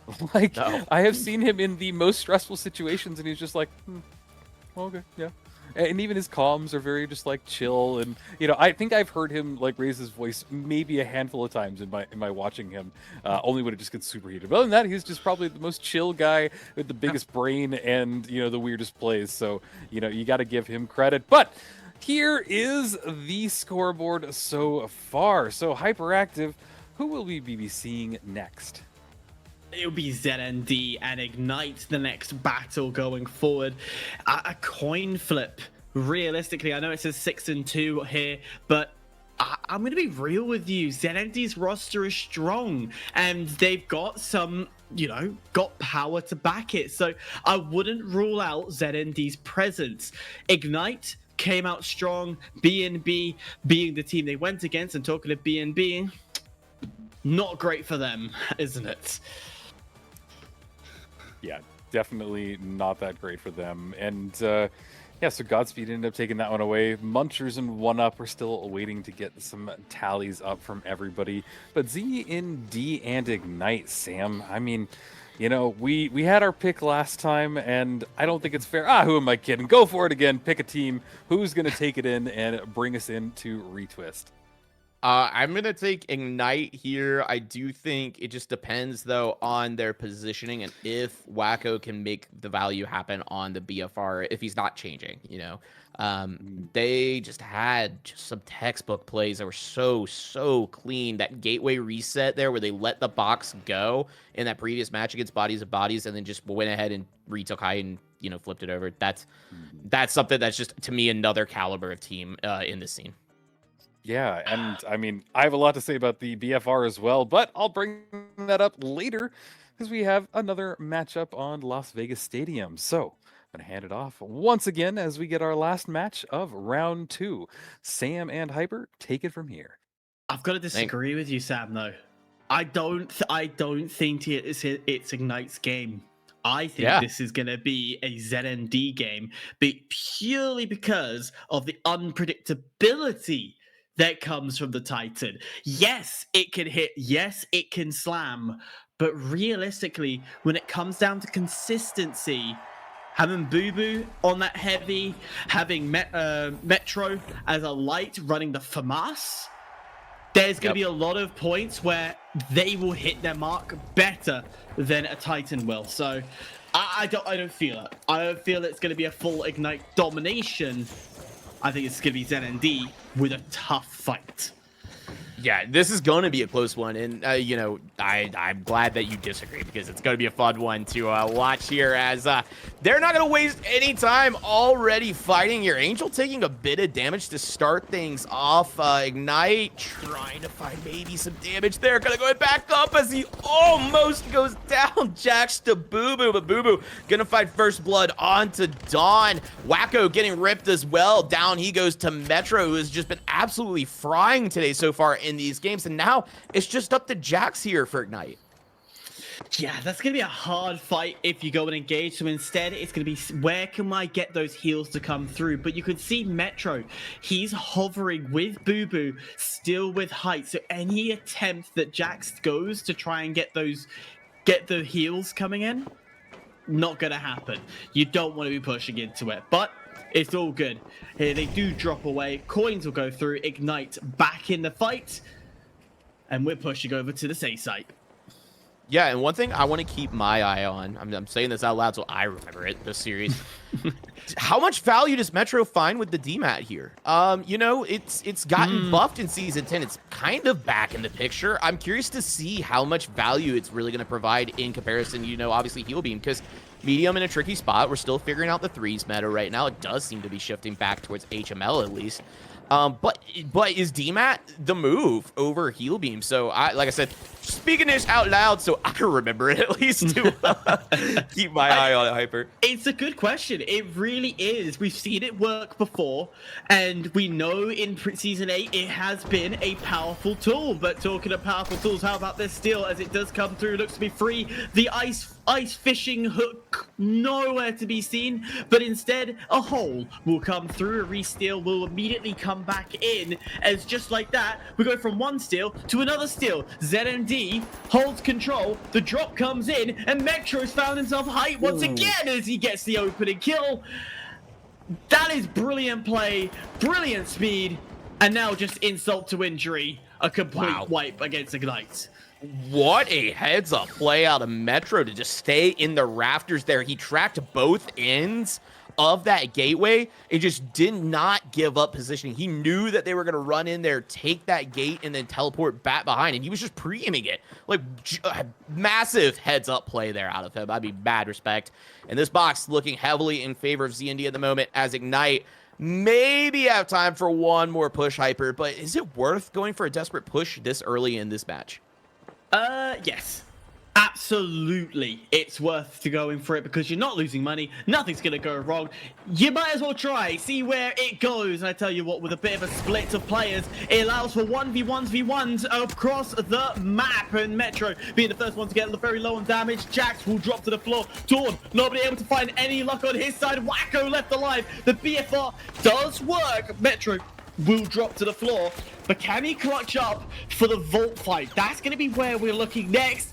Boo Boo drops to the floor. Angel coins in and will say thank you very much. Sorry, Angel getting the frag and Ignite taking the heat on this first round. Yeah, that was definitely interesting. I mean, look at the dive in, throwing the elbow behind it as well, baited him into the C4, gets the follow-up. But yeah, Angel just coming in clutch in that 2v1 to clean up Wacko. And, you know, it's interesting, right? Because Now Ignite, they were already on the back foot, right? They lost the cash out fight before that, before they wiped, and then they started this desperate push, and now they've lost map positioning, right? Z and D are on top of Dome, and look at all the damage that they're putting in. It's actually Boo Boo is getting a bunch shot back. It doesn't look like many shots are connecting here, and it looks like a fortunate spawn for Ignite, as now they're going to go ahead and get this tap on to vault number 2. They're going to control the flat top here on Ozpoos, but look at this. Z&D, not even worried about it. They're going to go ahead and pre-set up for the push from Hotel over to Cash Out B. I'm not quite sure where Cash Out C is at the current moment, but it's going to be interesting to see what route Ignite take here. But either way, ZND have height. They can overlook whatever's going on. They can control the pathway, as you could immediately see Ignite having to stall, using a lot of gateways just to force rotation. But this is going to cost them on the latter stages. Once this gets plugged, you're then still waiting for that gateway to come back to you, and now you don't have a fast tool to get yourself out, as Wacko goes down to 2.5 bars. Not much left, and the pressure already mounted up. Metro will find Wacko, will find Dawn.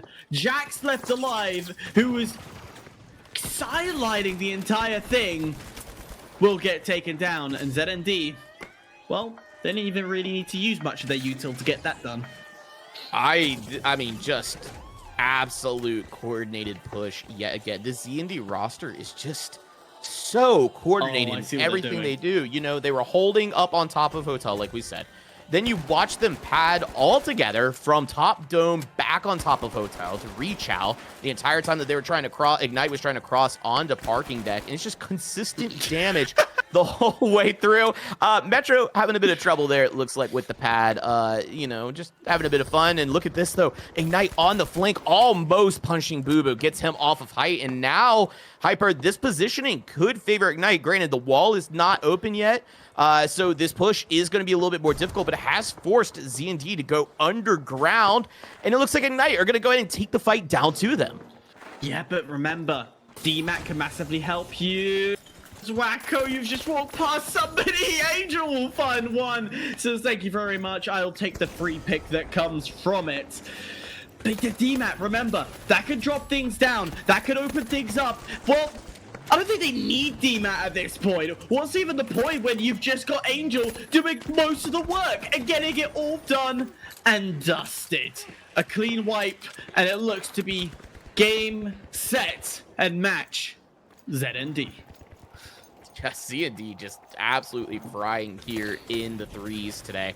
It has just been unbelievably different. I feel like watching this roster in comparison to playing 12s throughout Heist games so far. And yeah, I mean, Metro as well, just absolutely playing so clean throughout this entire match. It's just super impressive. Oh, it is. I'm so proud. I feel like a dad looking at his son going, you did well. He's Ruby, I am still Silver, so I can't really say that as much. But no, Metro, positioning has been his key factor. Again, brilliant reads to understand where he should be, making sure he's got a nice level of height that benefits him, and then a cross angle. Again, something that has just been perfect from ZND constantly. A cross angle, but close enough to play buddy system.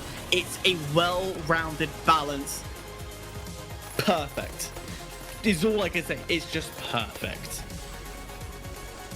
Yep, Z&D going huge there. They're going to be sending Ignite down to the lower bracket. And Rio, welcome back, brother. Thank you. That was a game. Yeah, basically Z&D's game. They were in control. It was a little bit heartbreaking to watch from the Ignite side because they had a really good formula. I felt like the good mix. Even the BFR hits hard, but it just did not work out for them against just the tight formation that Z&D had. They were just quick. Their setups were perfect, and they were able to almost predict exactly where and what Ignite was about to do. So it just turned into a very one-sided battle, and I don't even have a ton of notes on that entire thing other than Ignite struggled and Z&D had a great combo. And I just kind of stand behind those. But since we have a little bit of filler time, I do want to talk about the BFR because I don't see it used, and it's one of those things that just never really took off, but I think still has a lot of usage and a lot of utility. Sam, I'll throw this to you. Do you think that it's being used by who is it? What's the one person that is using it?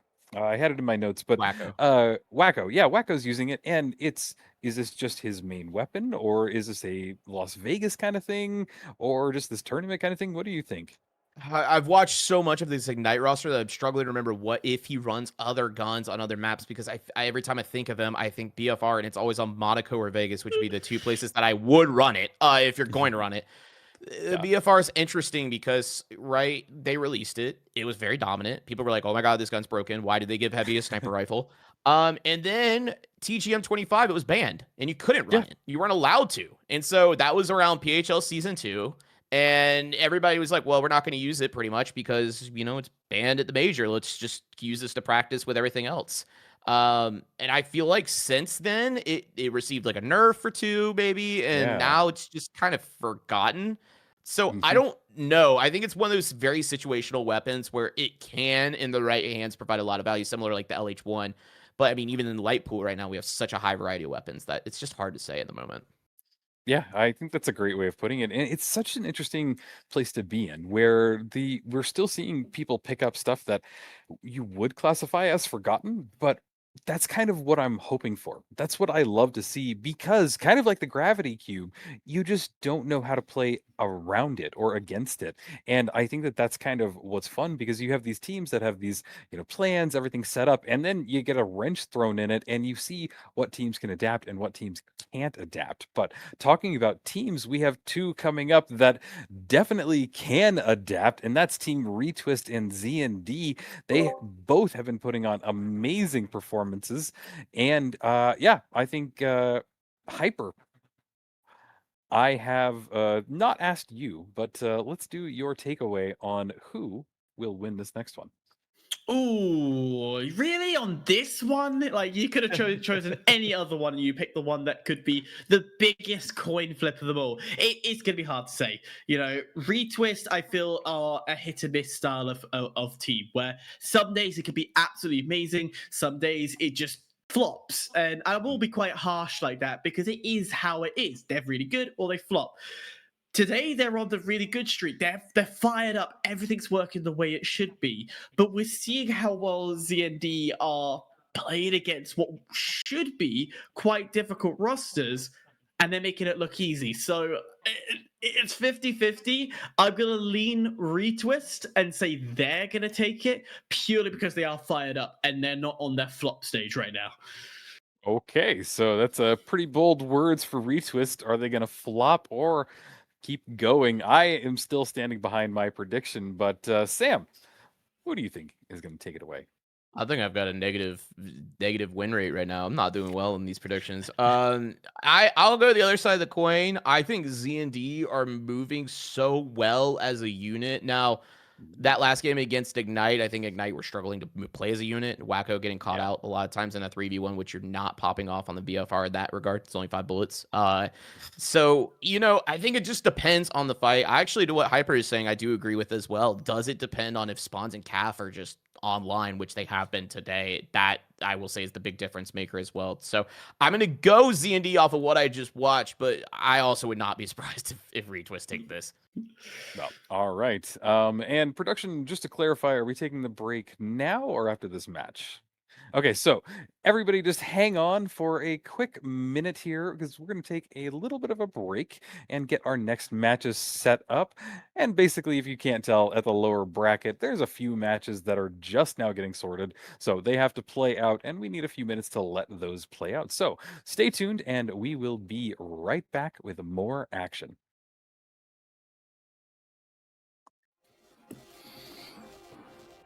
All right.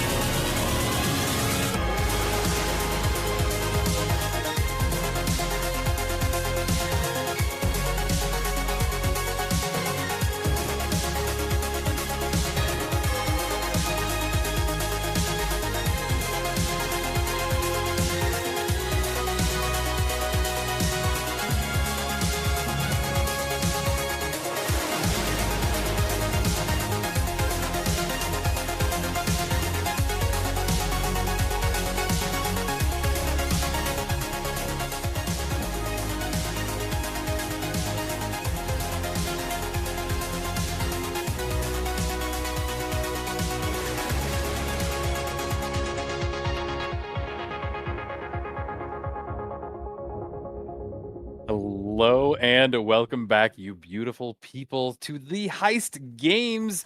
We have made it all the way to the semifinals. We have 2 more teams that are going at it, and we're going to be going down into the lower bracket and find out who will work their way into the next round. But to help you through all of the action, I've got 2 very talented people on my left and my right. Did I do that right? I'm very enclosed in this little box. I got Sam and Hyperactive. Sam, how have you been enjoying all of the chaoticness of the Heist Games so far? Heist Games has been amazing. I mean, I've had the fortunate opportunity of casting for the past few weeks now for the series, and it's just, going from 12s to 3s. I was saying earlier, this is the first time really today that we're starting to see competitive 3s in the mix. I mean, even with like Ape Squad Classics going on, it's been a lot of cash outs. So watching how these teams have been drawing up plays and bringing, something new and flavorful to the arena has been really entertaining. Yeah, I think that's a great point to go off of. And Hyper, from your perspective, what has been the biggest change up from the cash out format into the 3v3s that you've seen in this tournament?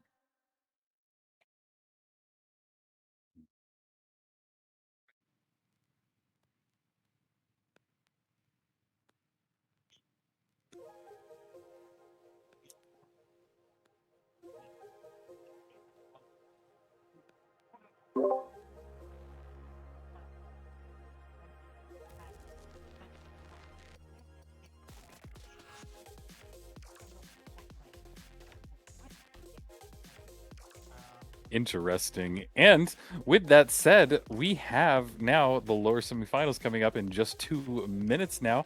But it will be against the Munchers and Godspeed, 2 teams that have been in the lowers for quite a bit, especially pretty much from round 2 onwards. They got knocked down there and made their way through. So they have battled it out, and only one will find their way out. But right now, Munchers and Godspeed. Hyper, who would you pick to take it away from these 2?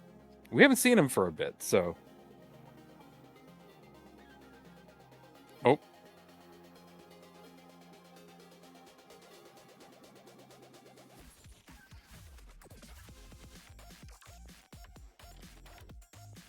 All right, it sounds like Hyper's mic is muted, so we'll just throw the question right back to you, Sam. Sam. Munchers or Godspeed, if you had to bet your entire fortune, your entire family, your home, your life savings on one of them, who would you pick? Oh man, I'm gonna go with Munchers here. Godspeed definitely looked like they were struggling a bit when you had Hacho on the 93R rather than the sword. So I'm hoping that Uvinity and Hacho can lock it in here in this series, but I gotta go with Munchers for here. Well, and it's important to note as well that we're switching over to Sis Horizon. So we saw the sword main switch over and was not running the sword, but maybe moving over to Sis Horizon, things will change up again. Because you know what? I love to see some good old melee combat. It's just too far forgotten in this competitive scene. And if somebody feels confident enough to bring it out with a match with this much caliber, this much to it, yeah, I think that they deserve to give it a shot, to really kind of give us a show. But let's talk Sis Horizon here for a minute, because Sis Horizon, in my opinion, is probably the furthest you can go from Las Vegas. Las Vegas is just these big buildings and, multi-stories and a lot more height to it. But Sam, what do you think is going to... Actually, no, Hyper, are you back? Let's see first. Testing. Do we hear from Hyper Production? Because he's about to be casting this match. Hyper, tell us all about Sis Horizon. Tell us all about Sis Horizon and then dive on into it and take us into the match. Well, Sis Horizon is the bread and butter of what makes the finals esports the final esports. I think that's the phrase that we like to use. It has that mix of range. It has that mix of being close quarters. You have strats that have been piled up inside of the books. It's got horizontal. It's got vertical. It's got everything. And that's why we call it the bread and butter of esports. And Sam, I feel we should be shown masterclass of gameplay from here. This is going to be an interesting one. Obviously, Hacho, it looks like staying on that 93R, so no sword out of him, which I think confirms that the sword made sense for cash out, but here in final round in 3v3s, it just, it's probably the smart choice to go with the 93R that just recently got a buff, you know, about 2 weeks ago as well. But this fight now well underway. Muncher's taking a bit of damage. That's Slums there, but the health regen has already kicked in. Uvinity taking returning fire, though, down to 3 bars, down to a bar and a half, and somehow stayed alive. And no, Aokoi gonna get the pick there with that LH1 onto Uvinity to start things off. Down goes Tank Hero. Hacho, critical HP, gonna go down to Slums, who's running the P90 of all things. Hyper, I haven't seen this in the mix really yet. It's actually not a bad choice. It's a lot of the pros I've been chatting to have been saying that P90 is viable. It is a weapon that they will consider and will use as a medium. Of course, FCAR is the more dominant weapon. FAMAS just in the background that could be used, and then the crossbow, another bold choice that you could pick off. But P90 is still in the question. And on a map like this, where you do get up close and personal, why not run something like that? Yeah, totally right. I mean, this gun has been ripping me, I'm not gonna lie, in this season here in the finals. I think it's because we've gotten more into a more brawl meta. It feels like we're not so much in that repeater kind of poke like we used to be, especially as double light. I feel like lights can sometimes struggle against the P90 a little bit since the recoil pattern is so predictable. So yeah, cool to see it actually here. I mean, I love that, you know, the weapon pool has had some decent variety here this season, at least in comp play. I hope that continues to be the case, because I think it's what makes the finals so amazing. But steal attempt starting to come in out of Godspeed, but they're going to bail off of that one as Kip has a nice angle. Aokoi, though, getting on the flank there, finding Tank here and Uvinity early on, and down goes Hacho to Slums with that P90 we were just talking about.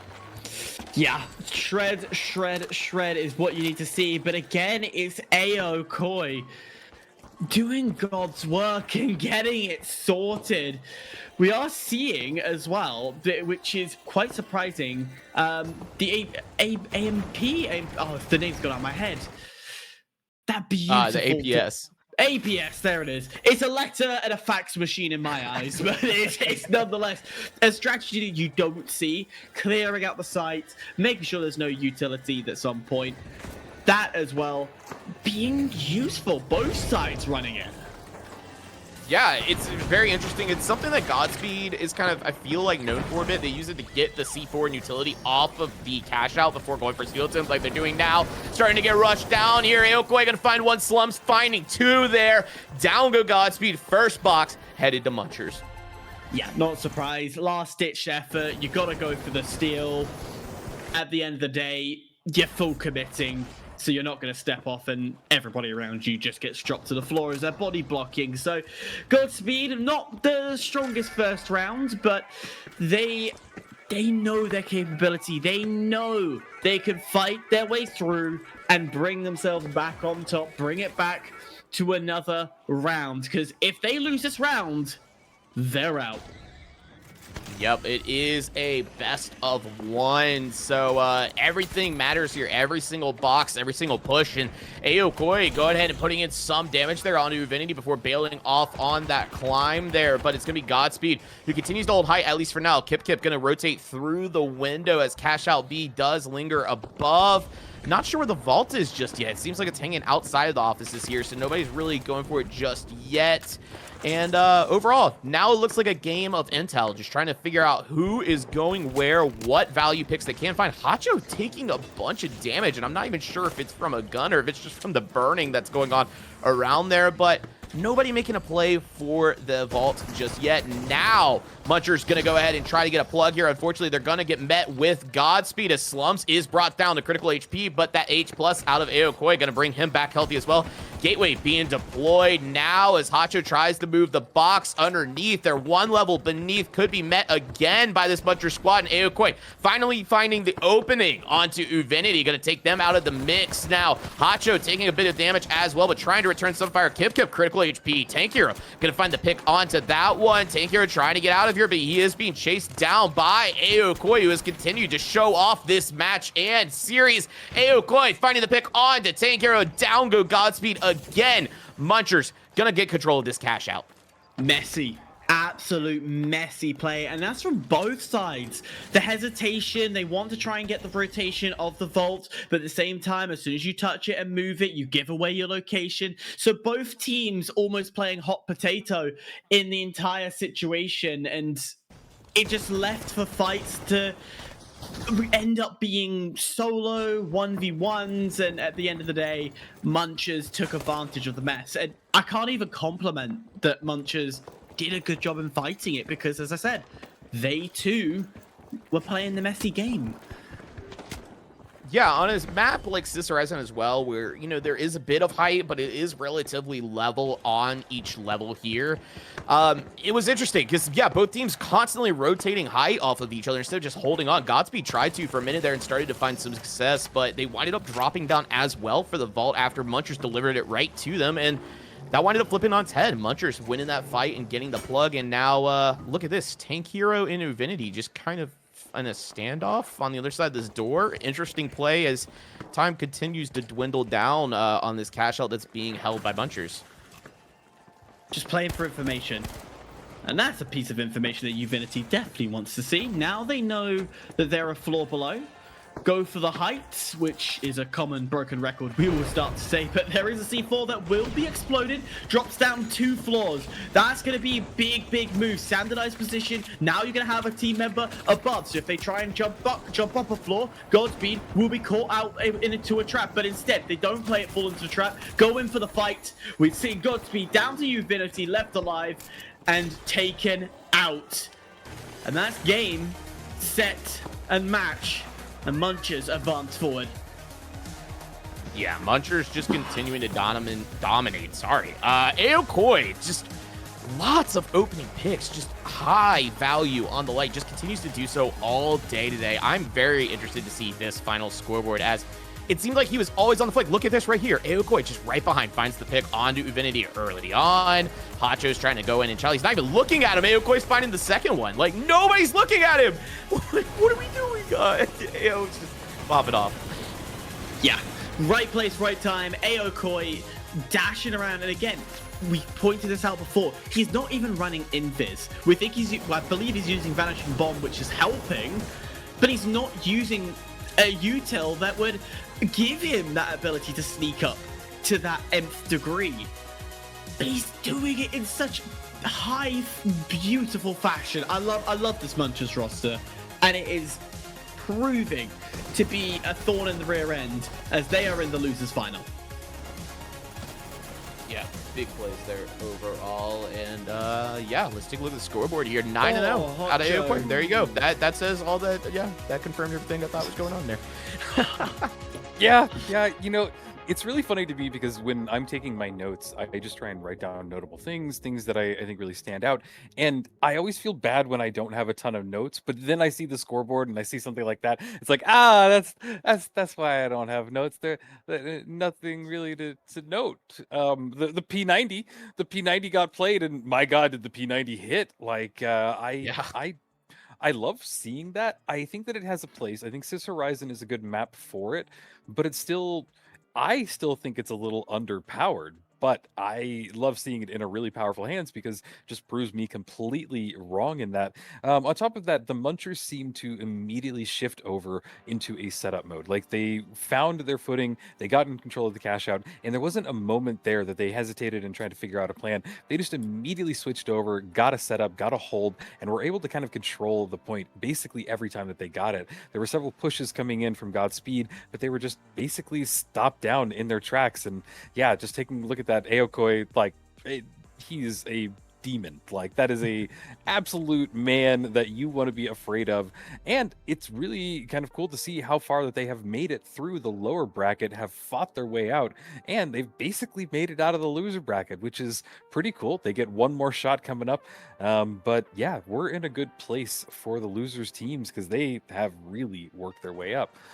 Oh, let's take a look at the bracket, though, because we do have the big one coming up, the semifinals, which will be between Retwist and ZND. Are you still considering ZND the top team there, Hyper? I was considering Retwist before going into it, but Well, now you're I'm considering Z&D. Apparently now I'm considering Z&D. I think it's still a coin flip. As I said, today, Retwist are coming out. They are on top. They're doing everything right. They're not flopping as they have been doing in their 50-50 coin flip. So with that in mind, I still lean towards Retwist coming out on top. But again, Z&D have been showing consistency, not only just in the Heist games, but we're seeing this elsewhere in other leagues. The Z&D, or under different roster names, 100% being a team that are, yeah, they're not at the top, but they're being good enough that they can upset big names to get them in positions where they are top 8 and above. Oh, yeah, no, that's a great way of putting it. And just looking at the notes that I have, these two teams are both running HML, or at least they were on Las Vegas. Sam, do you can kind of tell the people out there watching what we can expect with two teams that are going in with a loadout like that? It's gonna be interesting. I mean, this Retwist roster, right? Previous KCP, I believe. They were a team that I always remember just being able to hit the reset button. I remember casting some games with PHL Season 2 between them and Fire Strays at the time, and it was just a constant reset. Nobody would ever wipe, and so I feel like that might be the case here as well. Llama does such a good job at staying alive. Spawns obviously can fry as well. Calf, I mean, is just extremely talented players. So I did see in chat, by the way, Llama earlier put in chat, Twitch chat, that they went 9-0 against the ZT roster in their last scrim blocks. So I will change my vote. I'm gonna go Retwist and hope that I don't give it the caster's curse. We'll see what happens.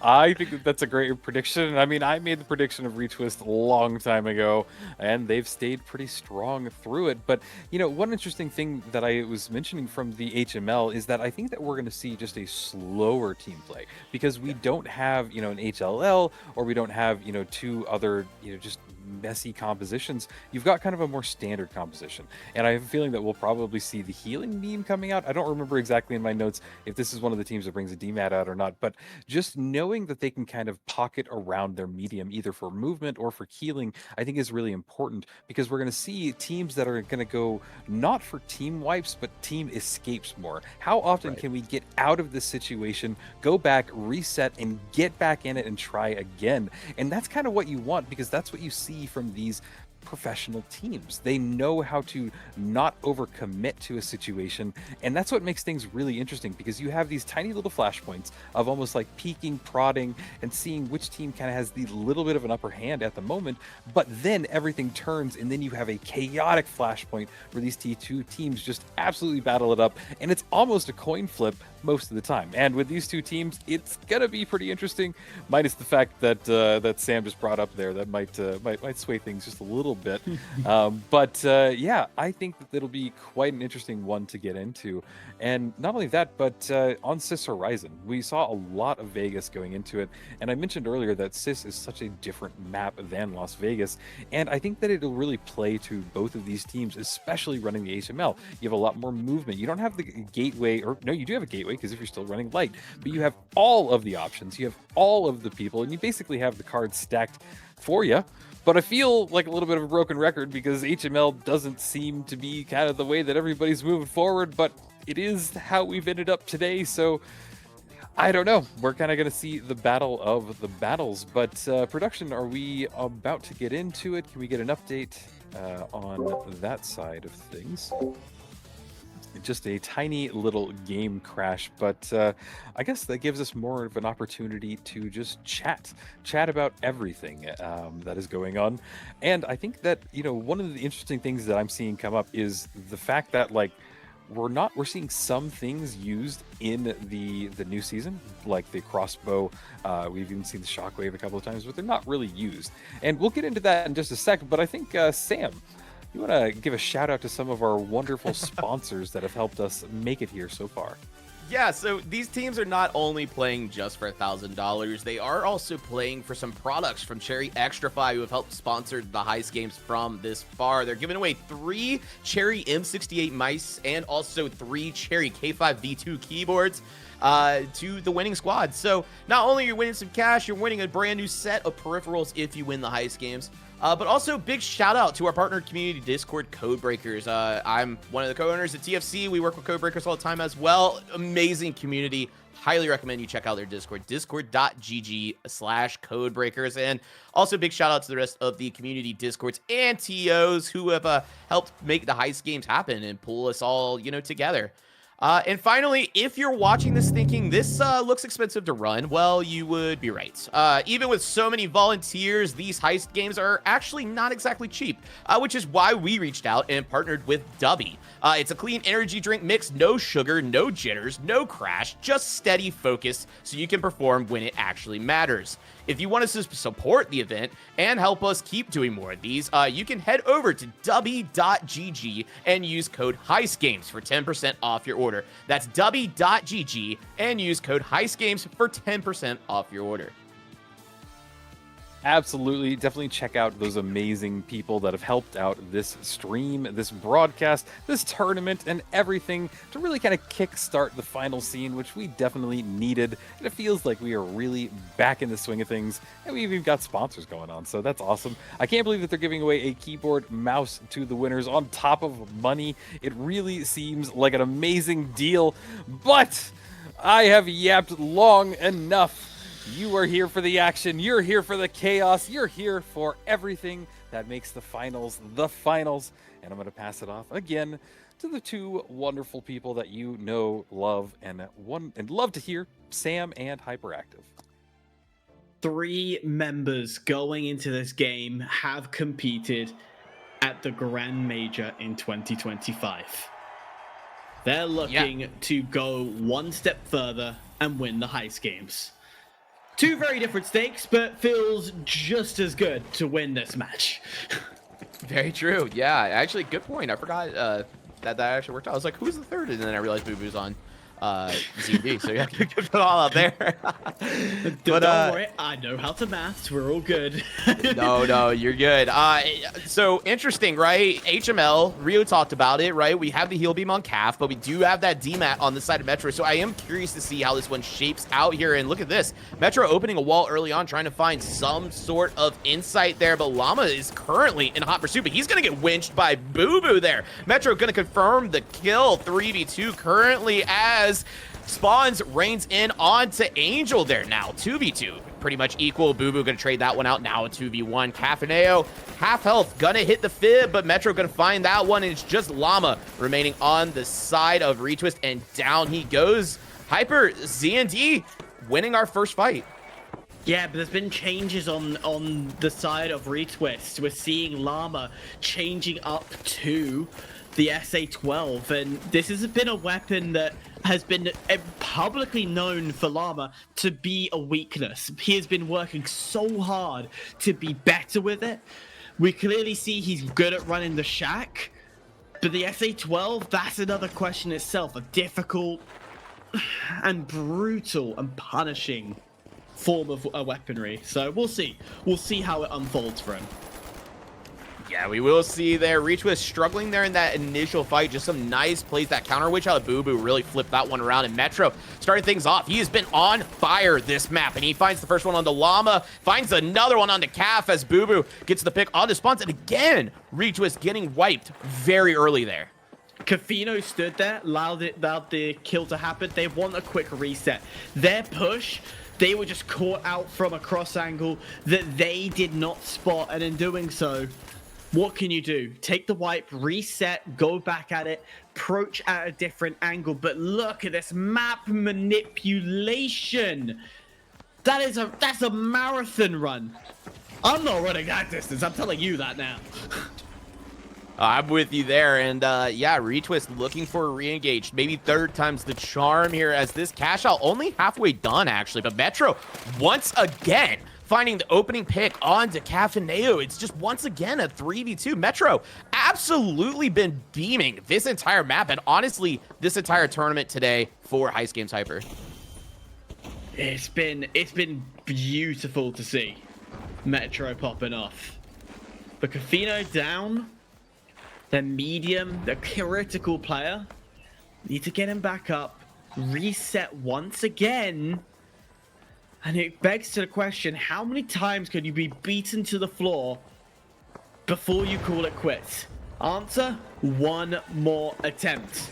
Cash out dropped once. It's going to get dropped once more time, but the Witch will bring it in. Llama will be able to find one. Thankfully, something going their way. Down low, Metro down to a slither. Angel down. Is it time for the steal to get it done? I don't think it's enough time. It's going to be all too close. It's not enough. Yeah, nice execution there out of Retwist finally to get a fight going in their favor, but unfortunately just too little too late as Z&D do confirm that cash out. And this does, though, allow Team Retwist to try and get some map positioning here and try to get things going as this next vault is already underway, halfway done. We can see Z&D here starting to push through Art Gallery to maybe start their attempt on to Team Retwist. It'll be interesting to see if this stays more neutral and instead plays for intercept on to cash out C, or I believe A. Currently, maybe that's the case. It doesn't seem like Retwist is really in any rush. Z&D know that if they were to stand here for an entire 15 minutes and 50 seconds, that they win the map. So no rush from their side. Yeah, you could just chill out, relax for 15 minutes, but trust me, a minute in this game feels like a lifetime. So probably not the best of options. Box is getting moved quite quickly. And this will force the rotation. Of course, the opposing team can see where that box is at all times. Spawns do a huge amount of damage. Can get the pick, and that's an opening sign that Team Retwist, as we've mentioned before, brilliant at adapting to situations.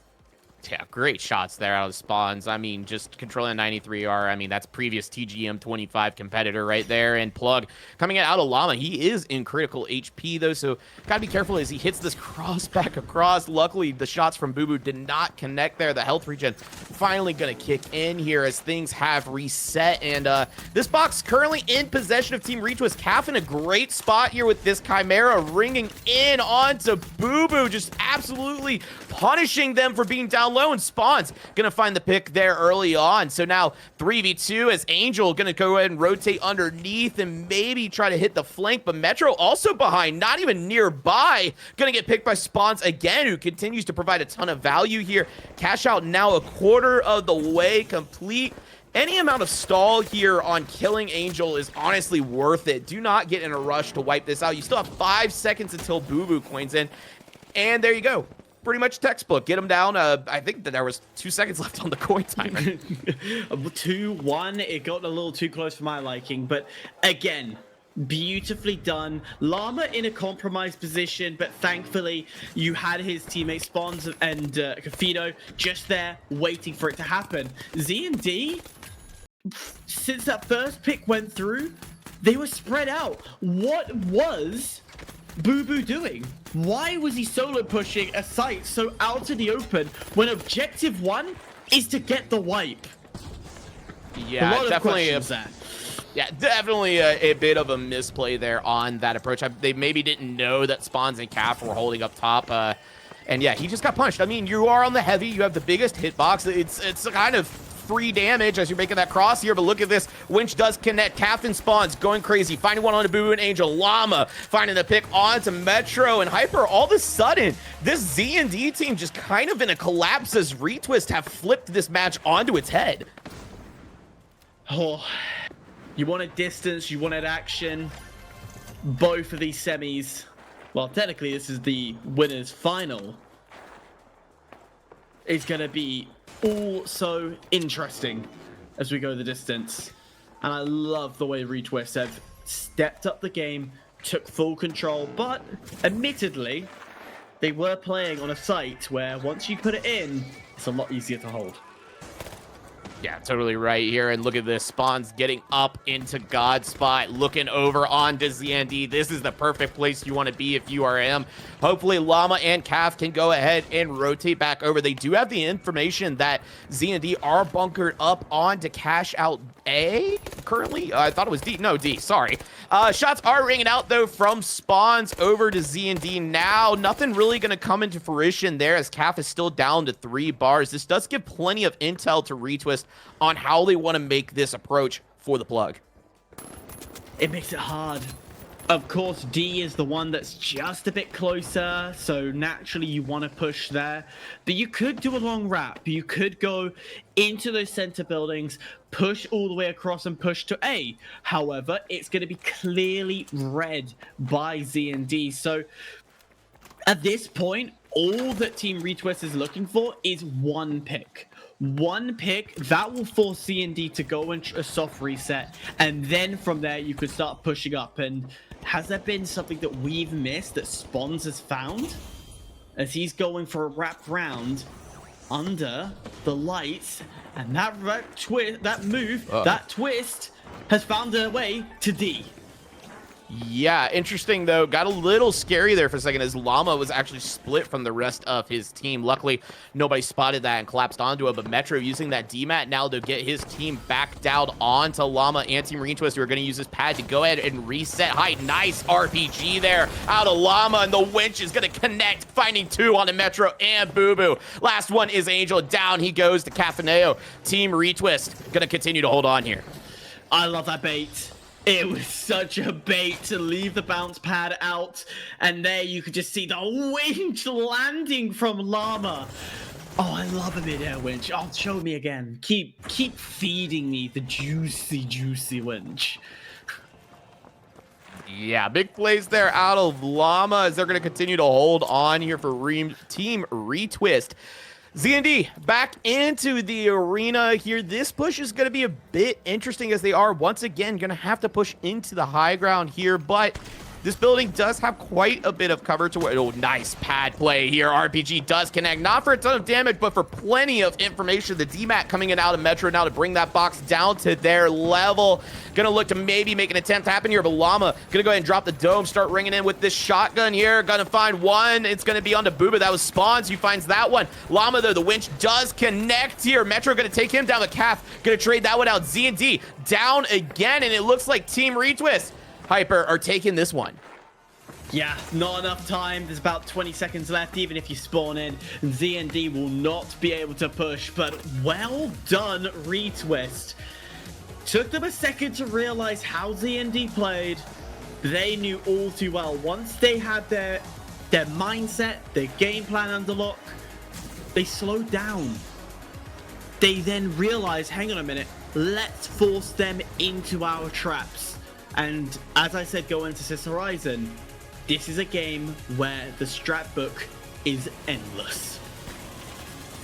Yeah, and I mean, just great positioning as well out of Retwist, especially on Cash Out 2. Like you said, it took them a minute to find their footing here. They were, honestly, Metro was just putting them in a blender here early on. And then once we got to that second rotation, especially when they got that pick onto Boo Boo as he was crossing that open field, it just continued to just stay dominant for Retwist at that point.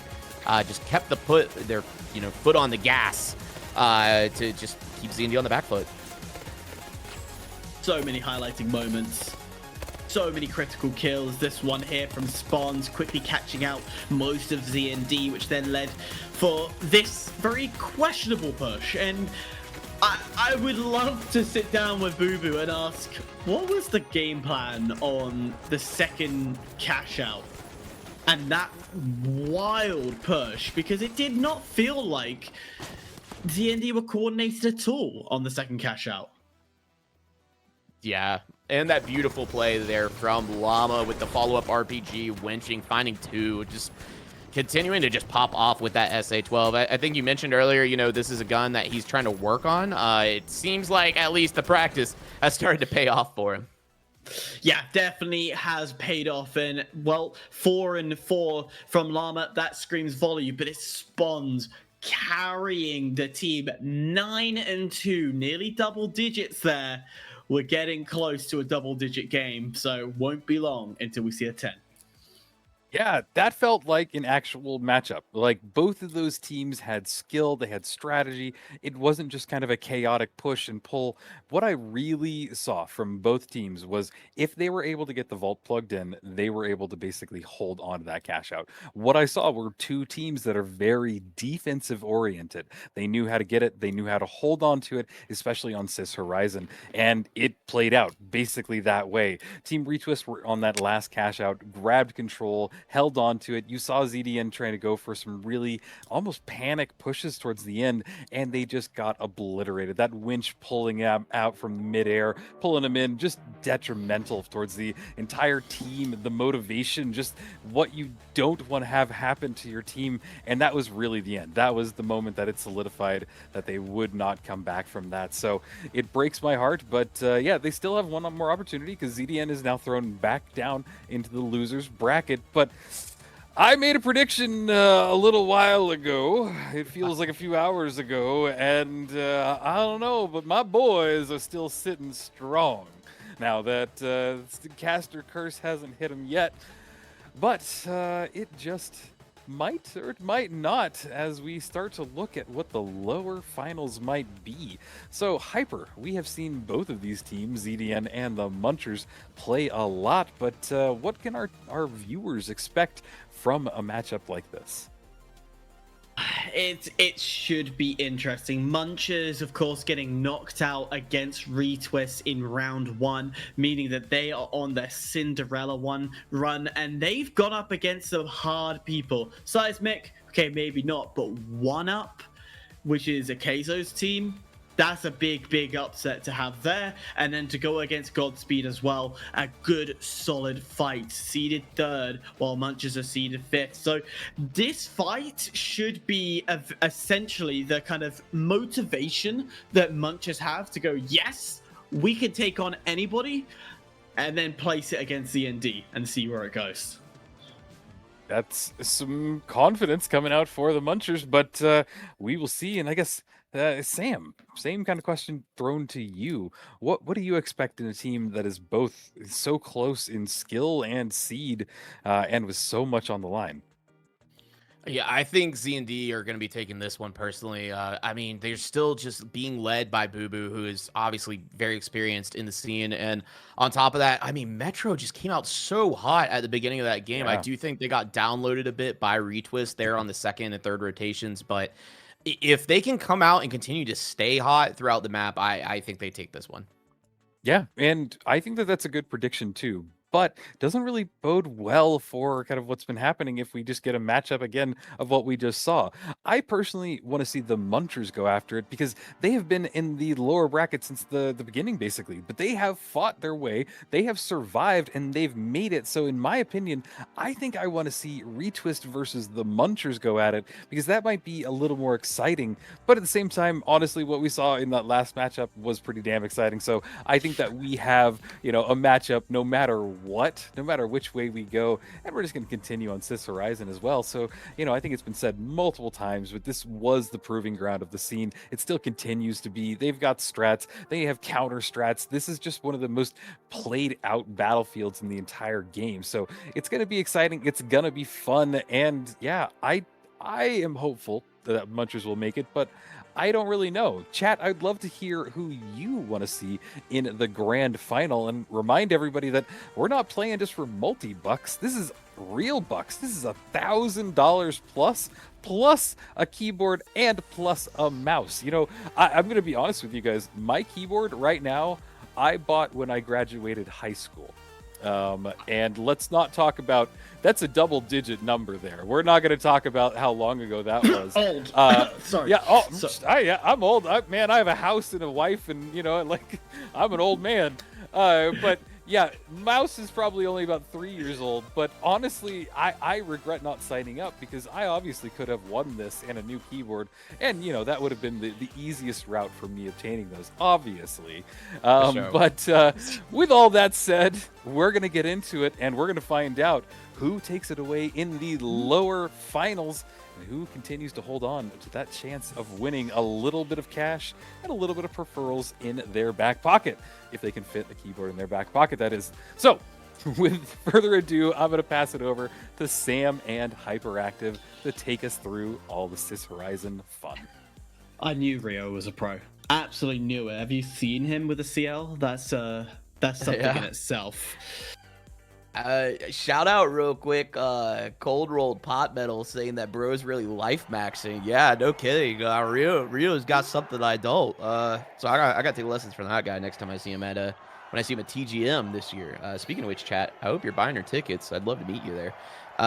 Same here. But yeah, Hyper, getting into this one, it's going to be I think it's going to be a very close one regardless here. So why don't you take it away, man? Oh, it should be close. It should be interesting. AO Koi, I would say probably leading the Munchers. Boo Boo leading ZND. It's a battle of heavy versus light with, you know, we can't really take away from the other players amongst their roster because they are still fantastic. But these two seem like the highlights and the star players that you want to keep an eye on and see what they pull out the bag.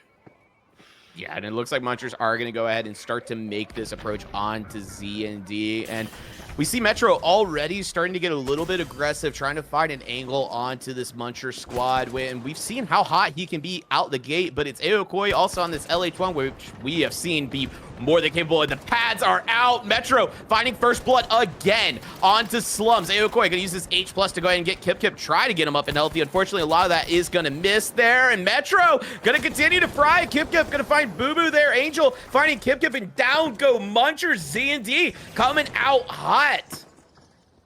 How did Metro win that 1v1?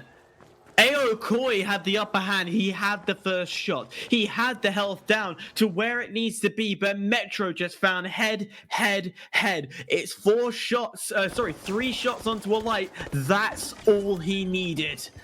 3 bullets with an FCAR. Absolutely precision and perfection.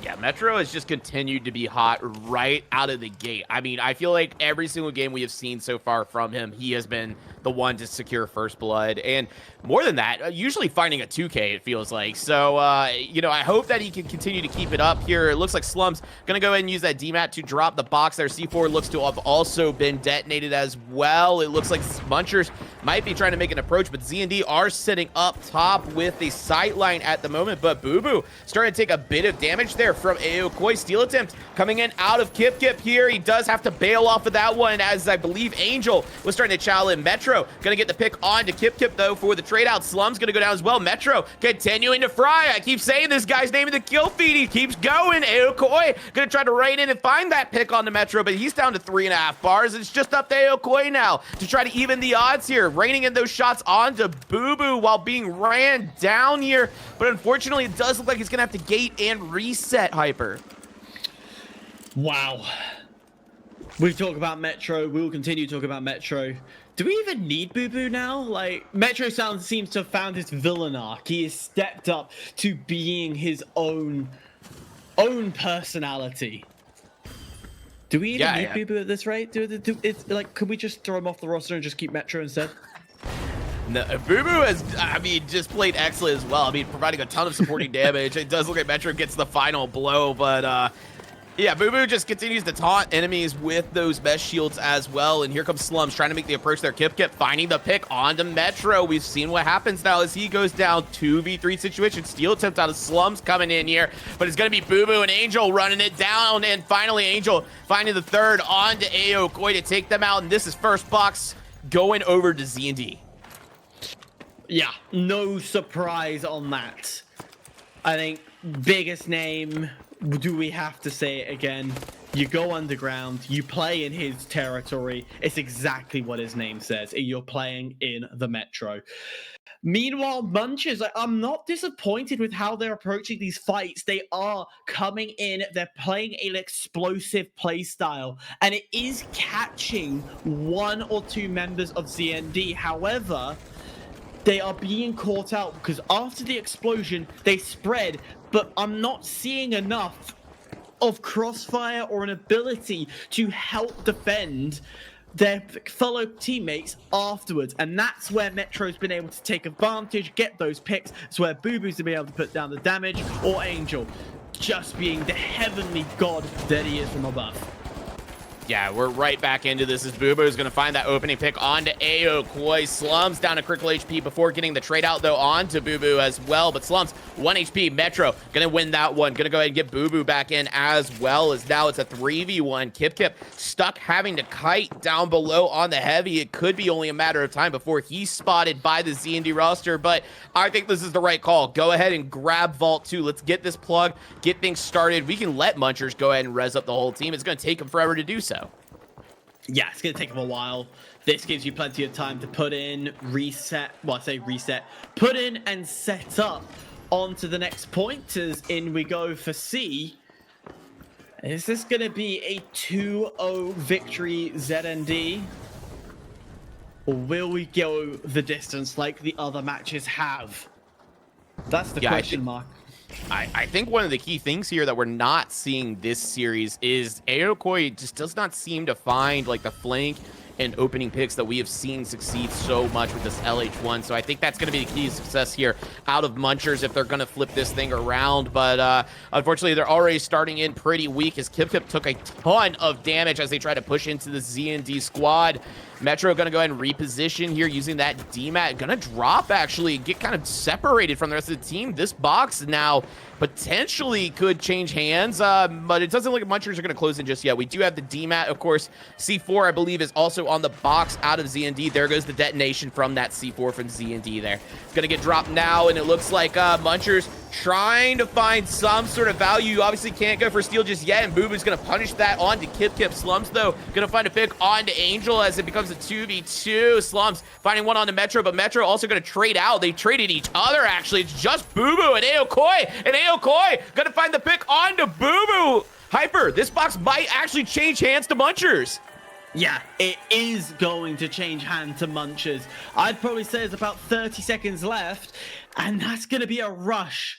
The last time I've seen a rush that was successful to get them victory was Team Secret in the Ape Squad Classics. And that's coming from the #2 roster in the world. So you've got to be perfect if you're ZND to get on point, to get the steal to come through with enough time, but then just too slow. And with the box moving around, yeah, there's nothing that can come through. We're going the distance, ladies and gentlemen. Yeah, that box going to Munchers, going to tie things up here, and now this is all for consolation. This is for map positioning for who wins this fight, which could spell the story for the rest of this rotation here. It's going to be Boo Boo finding one onto Kip, Angel, another one onto Aokoi. Slums, last one on the Muncher squad currently, and ZND making the right call. Go ahead and disengage from this. Get control of the vault now. Get mid control as well. Control these world pads so that Munchers have to push into the blender of your roster. You've already won the fight. No reason to wipe and give them a new respawn. Look at how far behind this Muncher squad is now. Meanwhile, ZND going to go ahead and get Vault 3 underway. Yeah, but by the time they arrive, ZND will have to fight the Vault fight that has been tapped, so this is more productive. It will allow for some movement, but you can see Munchers, they're not engaging. Well, I say that as Metro takes a little bit of a hit, but they're not engaging in the sense of we're going to go for a full fight. Instead, they're looking at map positioning because they know the final 2 points are going to be over at the college and over by Museum. Oh my gosh, look at this. ZND have abandoned the vault entirely. They said, you know what, we're going to take the fight to Munchers. They're going to think that we're going to run into them and, you know, get some value picks. That's not going to be the case here, as ZND already found a pick onto Aokoi from Angel, just kind of flying in there at Mach 5. Metro tried to find another one there. We saw the hand res coming in out of the corner. I believe it was Kip, but he's abandoned that, actually. I guess he didn't get the trophy. Boo Boo going to get the pick onto Kip, but Kip going to take Angel down first. It's just Slums now on Munchers.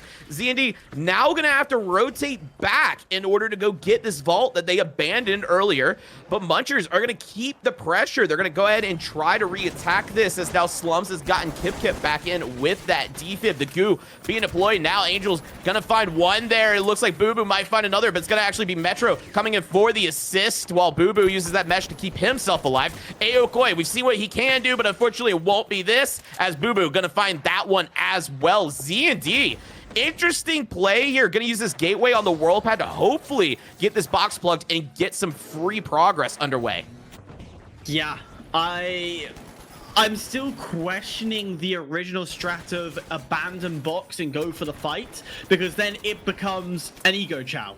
And that is exactly the only way to describe it. And guess what? ZND did win the ego chow, and their egos are ramped up to the max. However, with this Ego Chow being successful, they have map control. They can start to control exactly where Munchers go and move and how they push onto site. So there are benefits, but still questionability here and there. Yeah, and Slum's going to use that DMAT off that elevator to actually get in on the second floor undetected. Steel Tim now coming in. This is great goo usage. I don't know if ZND is going to actually collapse. This box is probably going over to Munchers, and it does go through, but Kip taking a bunch of damage on the exit. He is being in hot pursuit, but Slum's going to find one onto Metro there. Kip critical HP, same as Slums. Boo Boo finding the pick onto him. Slums again still 1 HP separated from Aokoi. That H+ not going to be much of use at the moment, as Aokoi going to use that Vanish to go ahead and reposition here, and it looks like, Hyper, a reset is on our hands.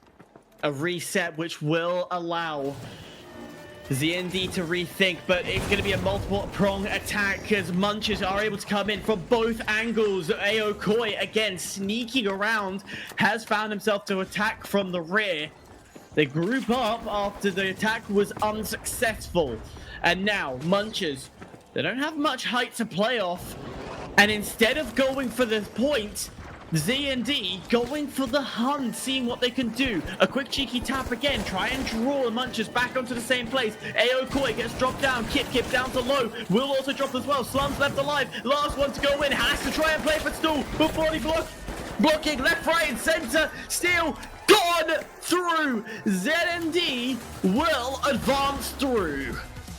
Oh my gosh, for a second there, it looked like Munchers might be able to hold on. I think it was Slums there that almost found the pick onto Boo Boo, but ZND bringing it home after that one. It was just losing one too many players at that final critical moment. I feel if there was 2 players, the stall would have come through. Slums did everything you can, but when you have a mesh shield and a dome shield out, it becomes a little bit harder to make sure your bullets go through. I'm pretty sure it bounced off one or the other shield. Yeah, tough one there. I mean, ZND just looked really hot as well. I mean, Metro just absolutely frying early on in this game. And then it felt like I was talking about Boo Boo the whole time for majority of the rest of these fights. Just continuing to rein in. Angel, of course, doing a great job as well. We saw some brilliance out of Slums and Aokoi as well on the side of Munchers, but ZND just in control when it comes to the combat department. Oh yeah, 100% they're in control. They're happy to fight one-on-ones, but 9 times out of 10, they're usually running around in pairs, and that's where you're getting caught out. Is ZND are just comfortable at sticking together. Their communication clearly is on fire, because when one moves, the other moves with them. And that's what's the difference between Munchers and ZND level. Yeah, and this final push here, Slums coming in. I don't know if he didn't have a goo grenade on his hand or any way to potentially stall this one out, but you can just see Boo Boo just bagging as fast as he can to make sure he doesn't get hit in the head. And yeah, taking a look at the scoreboard, the kills very dominant on the side of ZND. Yeah, that was quite a performance by ZND, and the Munchers, they really came back there for a moment, and I thought that they were going to take it away, but ZND just seems to be able to crack through all of the defenses that have been set up. It was amazing to really see, and one of my notes that I wrote down was one thing that I saw that was really interesting about ZND is that they play pretty aggressively until they get about half health, and then they all pull off. It was just something I saw time and time again, and I was watching each player to see if they all play that same way, and they do. It's an interesting strategy if they can continue to make it work, but now we have a rematch on our hands. We now know the teams that are going to be going into it, and it will be ZND going against Retwist, but this time they will have 3 opportunities, well, the best of 3 opportunities, at least 2 opportunities to try and unseat Team Retwist, who has been completely undefeated at this point. And yeah, they certainly are warmed up. They were able to kind of figure everything out in that last matchup against the Munchers, and yeah, I am just really impressed with all of the teams that we've seen today. But really, we have filtered it out to the top 2, and I can't believe that we are here. Sam, why don't you talk about the journey that Z&D and Retwist have been on to make it into the grand finals? Yeah, I mean, both teams have looked great today up until their matchup back in semifinals. And it was, Retwist out who took it above there and sent Z&D down below. Z&D obviously making their return right back to finals after going straight to lower finals against Munchers as that match we just saw. Retwist looking hot today. As Llama put in the Twitch chat earlier as well, they did go 9-0 in their scrim block against the Z&D roster that we're about to watch here. So I'm curious to see, will the momentum keep up for Retwist? They did just sit out this match. Z&D could be hot right after winning this previous one, but as of right now, my prediction is going over to Retwist. Yeah, I think that that's a good prediction to have. And Hyper, I'll throw this to you. Since we're seeing a best of 3 up next, and we haven't really seen that just yet, are we going to see a change up in strategy from either of these teams? Are they going to play the first match maybe a little more loose and less carefree, or are these teams just going to continue to hit hard? If anybody answers that question as a team of, oh, I'm going to play loose and relax, they're lying through their teeth. Every single time you go into a grand final where you're in a best of 3, you're attacking every step of the way. You're wanting to win map 1 because it's psychology that starts to play. Because now you have the upper hand. You are in a position where you are on series point on every step of the way. That is what you want to do when you go into a map 1. Attack, attack, attack, and don't let anyone tell you otherwise. So Rio, never let anyone say to relax on the first map.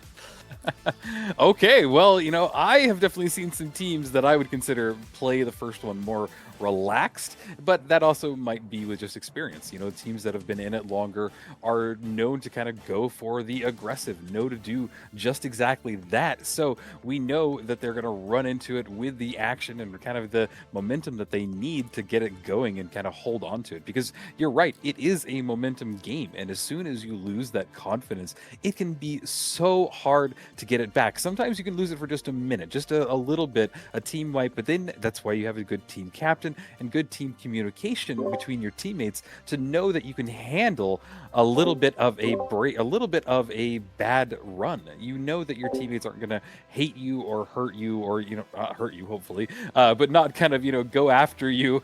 If they hurt you, that's a whole nother story. But yeah, it's an interesting dynamic, and it's funny to think in like a game or in a competitive shooter that your mental fortitude is actually one of the strongest things that you have to really pay attention to. And just looking back on the entire scene, it's something that I started to see about a year into the scene is teams that could actually communicate.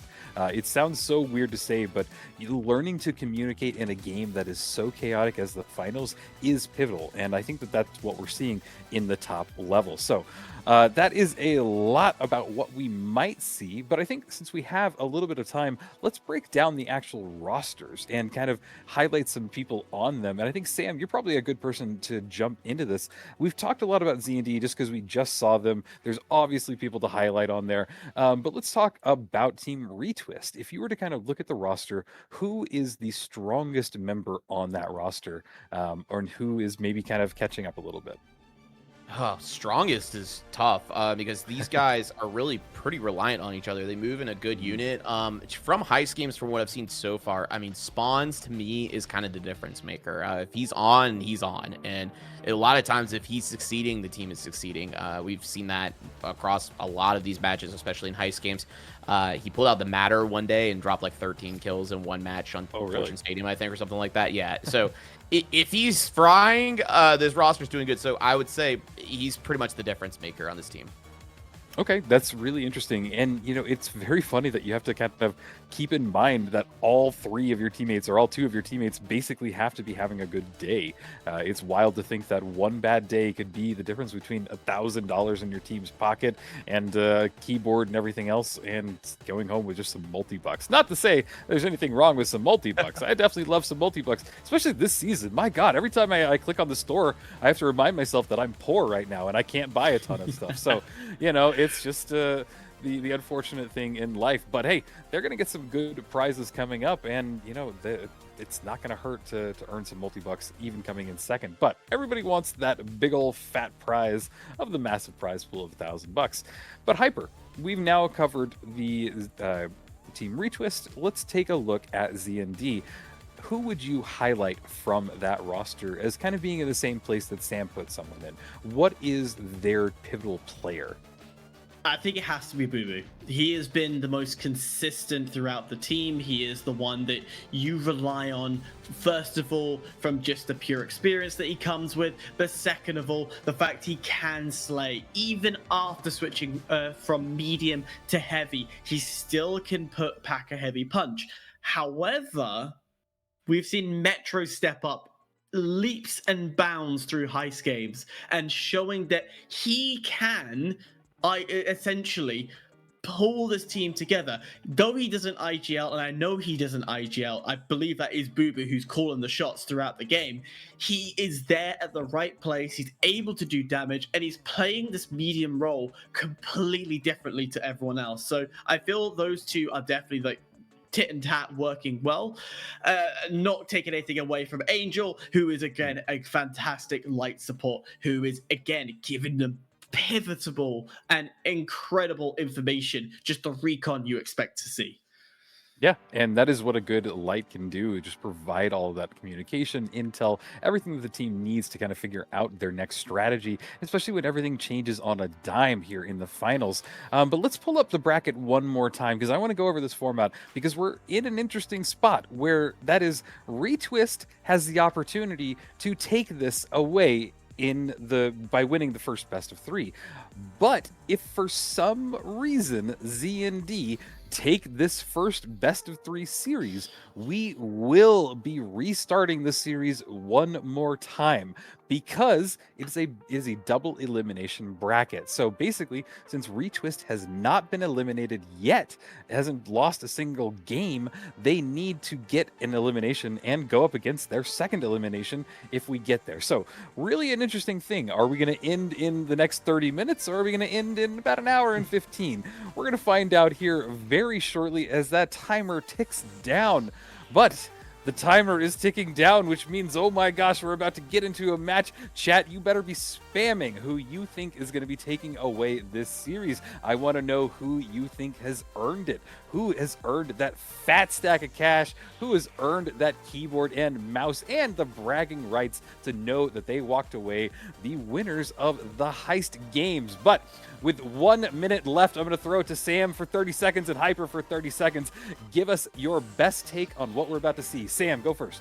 You're going to see an absolutely explosive match, but I do think Retwist is going to be taking this one. I think Spawns is going to come in hot.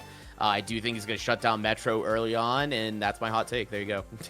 That's your hot take, and you're giving away 10 seconds as well. So, Hyper, you now have 40 seconds. Make use. Oof. I got a lot more time to break this down. As much as we're seeing Retwist on a hot spree, I honestly think there's a bit of revenge and pitfall anger that Z&D can come out with, and I feel that's going to be enough fuel to send us to a bracket reset. I feel we are going to go the distance and go to 6 maps. I think we're going all the way to the very end where it will teeter towards Retwist. Okay, towards the bitter end, and I think I might agree with you, Hyper. I have a feeling that Z&D might be pretty pumped from going into the lower bracket, coming back up, but I've yapped enough. The time is now. Everything gets started. Money is actually on the line, and I am going to pass it over to get this best of 3 started to the 2 people obviously qualified to take you through the action, Hyperactive and Sam. Take it away, gents. Yeah, thank you, Rio. And chat, this could be the last best of 3. Well, the only best of 3, potentially, I guess.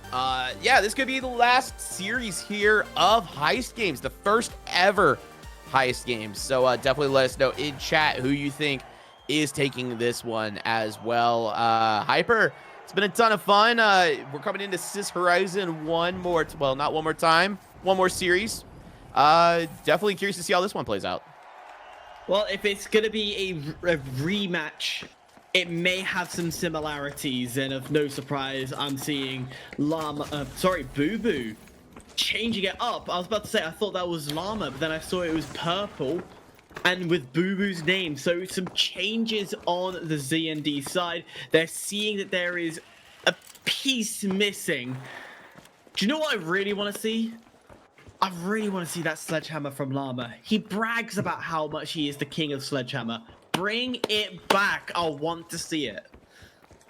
Yeah, I mean, if he was to bring it back for a series, this could be the one, as it would just wind up going to one more series if it didn't work out. But I feel like Sledge probably is a bit difficult to make work here in 3v3s in comparison to something like Cash Out, where you can kind of benefit from the chaos. I mean, that was kind of the case with Hacho, right? Like, Hacho has been on Sword for the entire duration of Heist games until today, when they finally had to play 3v3s, and he swapped over to 93R. So, I mean, but who knows? If somebody could make a Sledge work, I would believe, be Llama. And speaking of making things work, both teams are kind of working the map at the moment just to try and find some sort of information on where everybody is. Vault 1 has been tapped, and the approach is starting to come in out of Team Retwist. ZND just kind of hunkering down here on the height here, hoping to collapse if Retwist decide to take the low ground onto A. Detonation now coming out, and the shots have rang out first from Angel, and the Sledge has come out, Hyper.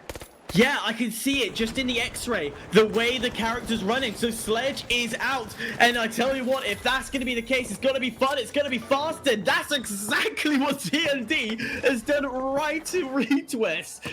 Oh, an explosion awaiting to happen, but now comes the fight back. We know Retwist will take an L to start things off, and then adapt to come straight back at them. Yeah, Retwist will take a moment. We saw this in the last match that they played here on Sis Horizon, right?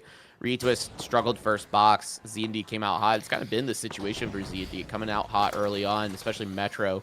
So, you know, might take a moment for Retwist to kind of download ZND and then make their approach or changes if they decide to do so. It's going to be interesting, you know, obviously, or very early in the game to kind of call what's going to happen for the rest of it. But here we go.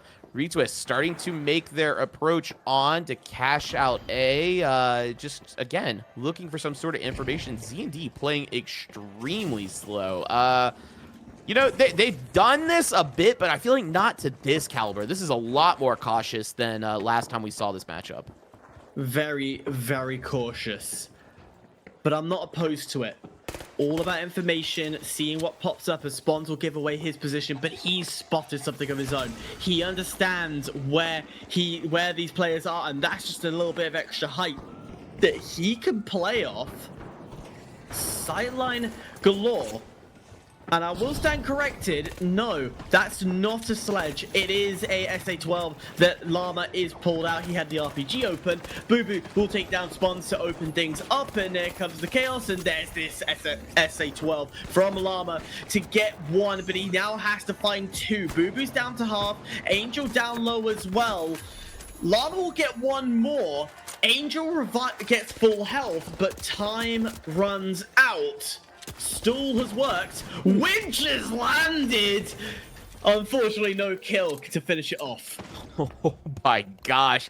Llama has hit some insane winches today. I think it was the last time these teams played against that he hit the insane RPG off the pad with the winch follow-up that we saw.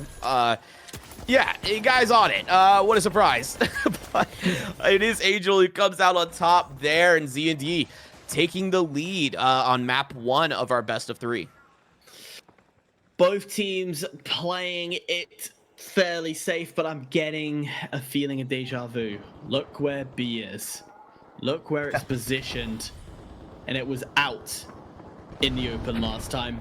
And that was the downfall, the pitfall. But Boo once again opening things up. A great RPG takedown spawns, but the damage is all too big as Metro will come out at Llama. Cafino left alive. And we said last time round, it was all about vault fights. ZMD about one step away from winning, essentially winning this then.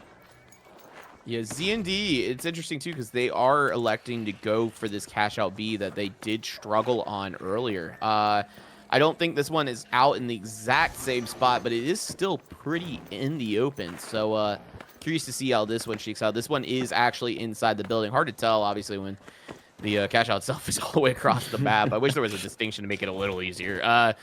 But yeah, here we go. Retwist starting to make their approach onto Z&D, continuing to hold the satellite dishes up here. Lots of shots ringing out. Spawns down at critical HP. Angel going to drop now to go ahead and support Boo to get them healthy. Full reset coming in out of Team Retwist. That DMAT out of Metro providing some value as the rotate is available to come in for Boo. And Llama, glitch barrel in hand. Probably going to try to remove some utility. Does land it onto the C4 there. Steal attempt could potentially come in, but look at this. Metro coming in with the DMAT from underneath. Not going to drop the box just yet, but hold on. Angel down in critical HP from somebody. An off-screen fight, it looked like. Region going to go ahead and come in as well here as things continue to just reset over time. The detonation now coming in as the box has been dropped. Cafaneo going to group up as well to try and provide some sort of support because Spawns has gone down to Angel now. 3v3 back up into this, and the box still being held by Z&D. No real attempt just yet. Just seems like value's happening off screen. Cafaneo on the Revo as well. I don't think we've seen this out of him today, but we know that he's more than capable. Llama getting a 3K, finally cracking this thing open, and Retwist gonna get a flip here on the cash out B. Just poke. Retwist just kept... They knew they hadn't have enough information to go for the steal. They knew they weren't safe. So all they were looking for was just enough to group them all together. And that point, Llama, 1, 2, 3, like clay pigeon shooting, getting it done and dusted. Once the first one was gone, there would have been a bit of confidence. Once the second went, you know you were safe. But when you have the third, it's just the biggest smiles on your face. Yeah, Z&D now having to make a pretty desperate push here. We've seen them in this position quite a few times, and a big RPG coming out of there to get Angel down. Metro taking a bunch of damage as well, but Metro gonna get the trade out onto Llama. Now it's a 2v2. Box does go to Retwist, though. We are in a tied game here going to our third rotation. Once again, consolation prize here. Winner of this is going to have map control, and this time it's going to be Retwist who are going to be able to set the pace of play for our final rotation here in map number 1. Well, opening things up, they've not been the strongest, but they've always found a way to come back. And that's exactly what is happening here.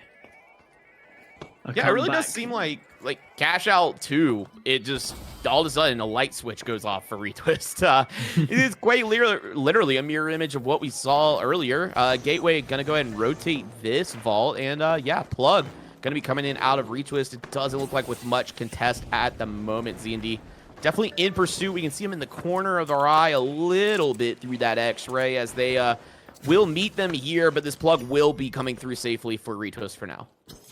Safe, sound, and sorted. Z&D, 2 options here.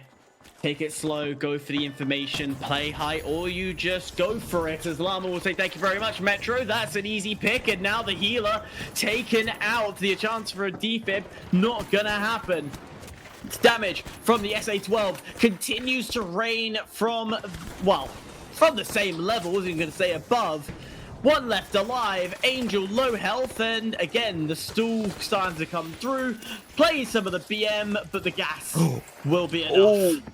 Big, that was almost a big opportunity there for Llama. He did go ahead and winch Angel out of that gas to try to stall them even longer, but unfortunately the gas did take about mid-winch. That was almost a really good heads-up play to not let him wipe himself just yet. This, you know, even more value coming in from winning that fight, but yeah, overall, nice fights out of Team Retwist. Looking good here halfway through the cash out as Z&D are back into the arena and looking to make the approach here. That's a long approach. I have to run in 50 odd meters now. Are going to have time to do a small bit of setup, but they've been spotted and already their plan fallen through. And talking of falling, how about Retwist? They're not playing height. They don't want height. Instead, looking to go below. The gateway going to be denied. Box dropped down to the same floor. Dome Shield's going to keep them up and keep them alive, but they played in this position before. Cafino down, Llama down. Still time for a steal to go through. Boo Boo will hop on it. Spawns has to be perfect, has to be pinpoint. Lands one, lands two, still's been denied. This may be done. Call it game. Retwist from the grave will still have it. Oh my gosh, Spawns going huge there with the 93R shots. And that one going to Retwist. It definitely did not look like it was about to go that way. Z&D should have had that. But, I mean, just surgical precision out of Spawns there. Surgical, precise, play with a needle, whatever you want to say. It was done to perfection. Spawns run. You can't ask for a better ending. Yeah, insane plays there. Llama going 7 and 5, Calf going 3 and 4, Spawns going 3 and 5. Actually, kind of the same story there. Boo Boo going negative, Metro negative as well, but it's just overall that final play out of Spawns clutching up there. Yeah, I think it's gonna be the highlight of the series, a critical moment. But we have to due ZND again. Their approaches, their attacks when they were going to point, nothing about it was screaming that it was wrong. Nothing was saying that they should have lost. At the end of the day, it was a game of right place, wrong time. And that is exactly the way to describe it, because Retwist was just either above them or, in a lot of occasions, below. Like when you're below your enemy on a game where we talk about height so much. Yeah, and Rio, I think you're back as well. What did you think of that one? Yeah, that was an incredibly close one for the most part. It really was kind of unexpected. Z&D played that really well. They were finding the weak points in the other team, and it just really kind of worked out for them. I was excited there when Hyper was saying that there was a sledge, and very, very disappointed when I found out that he had lied to me and all of you viewers out there. So, I happen to remember the golden era where he was running the sledge. So, maybe we'll see it again one more time. But Llama then popped off with a 3K on the shotgun and just kind of deleted with it. That SA shotgun in the right hands can just be absolutely detrimental to the enemy team. So, one note that I saw at the very end, the very last cash out, Team Retwist were playing incredibly close to each other underneath the staircase of the cash out. It almost worked out against them because an RPG went right at them. They took a lot of damage to them, and they lost one member in that, and they basically were stuck scrambling. But thankfully, at the end, they ended up saving it and getting the win for that map. So it's going to be exciting to see, because that puts them on match series point. They literally have to just win one more map. This could be the end coming up right now. We got one more Sis Horizon for sure, but we got to throw it back. Then ZDN, they really played it well. They have a chance to completely upset this, win this next one, win the next 2 in a row, and then reset this bracket, and let's do it again. I know all of you out there are not ready to be done yet. You want to see more finals action, so come on, let's see. Hope for maybe a little bit of an upset right now for ZDN. Maybe they'll find another crack in the shell that is Team Retwist. But Sam, what were your thoughts on that match? And more specifically, what does ZND need to do to figure it out? This is going to be a bad answer, but something different. The reason I say that, though, is I really don't know what necessarily the adjustment was from Retwist, right? But it was the same thing that we saw last time these guys competed against each other in this tournament, right? Lost first box, Retwist did.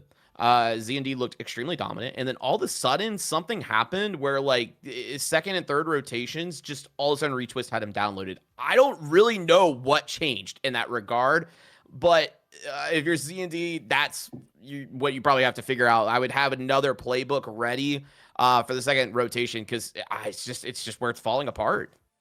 All right, well, let's see if they are able to pull out a brand new strategy. A brand new opportunity for them has loaded up into Sis Horizon for potentially the last map of today. Chat, I hope you're excited, and Sam and Hyper, I hope you are ready to bring the action as I pass it off to you guys and take it from here. If the definition of match point is scary enough as it is, when the word championship point is laying on the table, there's two ways you react. You step up or you become scared. And I know ZND are stepping up. Yeah, I mean, 4 weekends now, 4 different Saturdays these teams have competed. And it all really comes down to this map right now. Retwist looking to potentially get $1,000 in some new peripherals. Z&D looking just to hold on here. They got to win this and the next one, and then the following series after. So potentially a lot of finals still ahead of us here, but we're not going to slow down here. Spawns finding an opening pick with that V9S actually on to Boo, making a swap there. And Angel, critical HP on the other side of the goo wall. Calf going to track him down as well, gets the pick there. 3v1 now is Metro. Last one on the side is Z&D. Down he goes to Cafaneo, and Retwist flipping the script, coming in hot here. Yeah, and talking of flipping the script, Cafino running the FAMAS as well. So major changes for both, well, for mainly the Retwist side. Spawns with the V9S, Cafino with the FAMAS. Observers, can we see what Llama's using? Please tell me it's something interesting. Please tell me it is the beautiful sledge that we talk about. But this change has already scared ZND.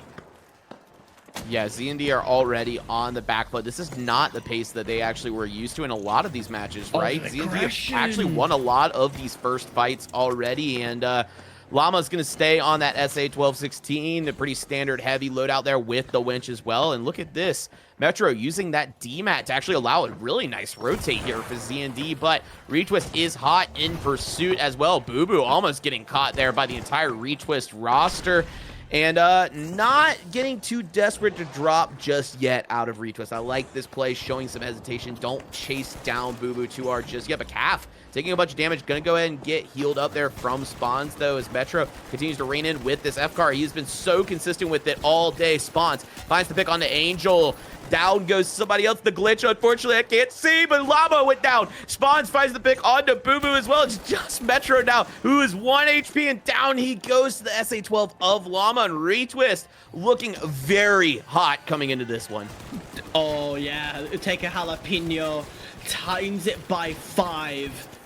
You're coming down to the bomb of the sauce. That's the level of spice that they're coming in. That's the level of heat that we expect Retwist. And it really is just their rotation being smooth, fluid, and not panicking when a different angle comes in. Because with the DMAT, we said about the usage and how powerful it is. Metro's bringing out Season 6 DMAT strats, Season 7, Season 6 DMAT strats, jumping in out of nowhere and creating your own hole. Yeah, and just like this, we're already back into the action here as both are missing one, but Angel finding a pick on the spawns there. That first box, though, headed over to Retwist, and maybe this is what it is. Maybe this is what Z&D have been struggling, because I feel like at the end of the first cash out in both of these series so far that we've seen on Sis Horizon, the box does go to Z&D, but Retwist win the cleanup and get map control for basically the rest of the game. So I'm curious to see if Z&D continue to do so here as we take another replay look here. Sam, you do know what situation we're in. When I say this, I mean it. Ladies and gentlemen, championship point, 1 cash out is all Retwist needs, and they walk away with peripherals and money. Yeah, looking for some extra prize points. Also to put on that Liquipedia profile, I'm sure. Pretty cool that the finals is in there, by the way. But it is. This box in possession currently of Retwist, which is actually a bit interesting because Z&D, you know, they won that exit fight. Look at this, Angel. Nice peek there. Unfortunately, though, almost gets punished as now he's down to a bar and a half, and Llama trying to poke away with the SA-12 from this far away. It's definitely interesting, but Calf's gonna actually find a pick onto Angel there, and here we go. Spawns and Llama taking the engagement on here. Metro, though, gonna find the pick onto Spawns. Boo Boo gonna go down to Calf. Llama getting traded out by Metro. It is just Metro versus Calf. Battle of the mediums. FCAR versus FAMAS, and it's gonna be the FAMAS winning that one from Calf. And Retwist continue to maintain dominance as they're gonna control this vault. Yeah, the FAMAS are just a little bit more precise when you do hip fire spray, and that's exactly what we saw. ZMD just need something to go their direction. Something to go right. I want to know. I want to know what happened to Z&D earlier, right? They got the wipe onto Retwist, you know, coming out of that first cash out, but somehow Retwist wound up in possession of the vault, which is just flipped on its head. And this is a interesting push, very creative play, but unfortunately, actually, it might work out for them as Z&D is going to rain in damage. But no, Spawns is going to find the pick onto Boo Boo there. Llama starting to close in as well. Down goes Metro here. It's just up to Angel now on Z&D to either get out and reset or somehow even the odds, and he's going to decide to reset himself with that gas barrel. Oh, the jump. Metro's DMAT did not land the way it wanted to. A brilliant, beautiful reset. Both Spawns and Cafino giving Llama the health to go and fight again. A clear call to say, I've got my winch, I've got my winch. Came in, allowed that to go through when the fight was coming through. Everything is unfolding in the wrong direction for ZND, but they still have about 45 seconds left to come up with a plan, to come up with something to overhaul Team Retwist. Yeah, and Metro finding the early pick finally on the Spawns is what has been the difference maker for this roster. Angel finding another on to Cafaneo. This is a great position to be in if you're Z&D. Unfortunately, box is going to get dropped onto that pad, but pad has been broken. It's just Llama now who has been spotted by Angel. He is trying to do something, but unfortunately, he's caught between all three from Z&D, and they are going to flip this box hyper, and we are going to box number 3. Every time we've done it, we've gone the distance. But the team that have been taking it first has always lost and had a reverse sweep against them. Are we about to see CND reverse sweep Team Retwist? That would be the biggest upset. And I feel it would be a little bit of taste of your own medicine mentality. Yeah, I mean, this would be quite literally flipped on its head. The script has completely changed. Right, even from moment 0, Team Retwist winning that first fight, winning first box, losing the fight right after the first box in favor of Z&D. It's completely opposite of what we've seen so far. In Metro trying to find that last shot onto Spawns. Unfortunately, it's not going to connect there as he starts to take some returning fire as well. Down to 81 HP, going to be forced to back up here. Is unfortunately, yeah, just starting to get pushed by Team Retwist.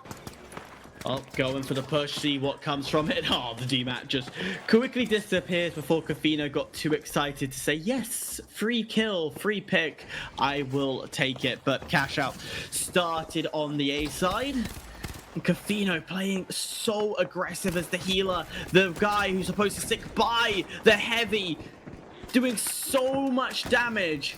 Angel dropped down, trade will go out onto Cafino. Llama taking all the hits with no healer apart from Spawns. Might be a little bit of danger. The air's around him. Yeah, if you're Team Retwist, you need to be looking for a reset here, as Llama, unfortunately, is going to go down. So does Spawns. And, I mean, it's the right play for Spawns to go ahead and wipe that out, as it was 28 seconds, it looked like, on the respawn timer for Llama.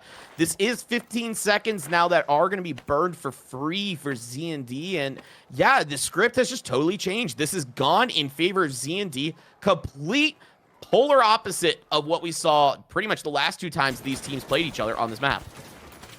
Yeah, it almost feels like the little changes of weaponry has gone against Retwist. And it's not in a bad way. Like, they're still fighting, they're still putting up damage, they're still keeping Z&D on edge. Though that being said, Angel having to really duck away with his life as he's the first one to drop. That's not a sign you want to see. Now both Metro and Boo Boo have to stick together. Metro shooting his own teammate briefly, getting a little bit confused, a little bit of the panic starting to set in as Boo Boo nearly down to the lowest of low health. All of they've done Z&D it. taken out. The steal will come through and we will crown a champion. Done in 2. But done in 3. It's Team Retwist, champions of the Heist Games. Yeah, Team Retwist, just a nice moment there. I mean, Spawns finding the opening pick. You know, we were saying that he has been that difference maker, that X factor. If he can get in and get some value, it's hard to stop this Team Retwist roster, and he did it right there. Just found a really fast opening pick, and it just snowballed from there from Llama and Calf. And well-deserved out of Team Retwist, who pretty much went undefeated this entire bracket today. Yeah. I can't believe it. Team Retwist have done it. Undefeated. They have made it to the Grand Champions and won.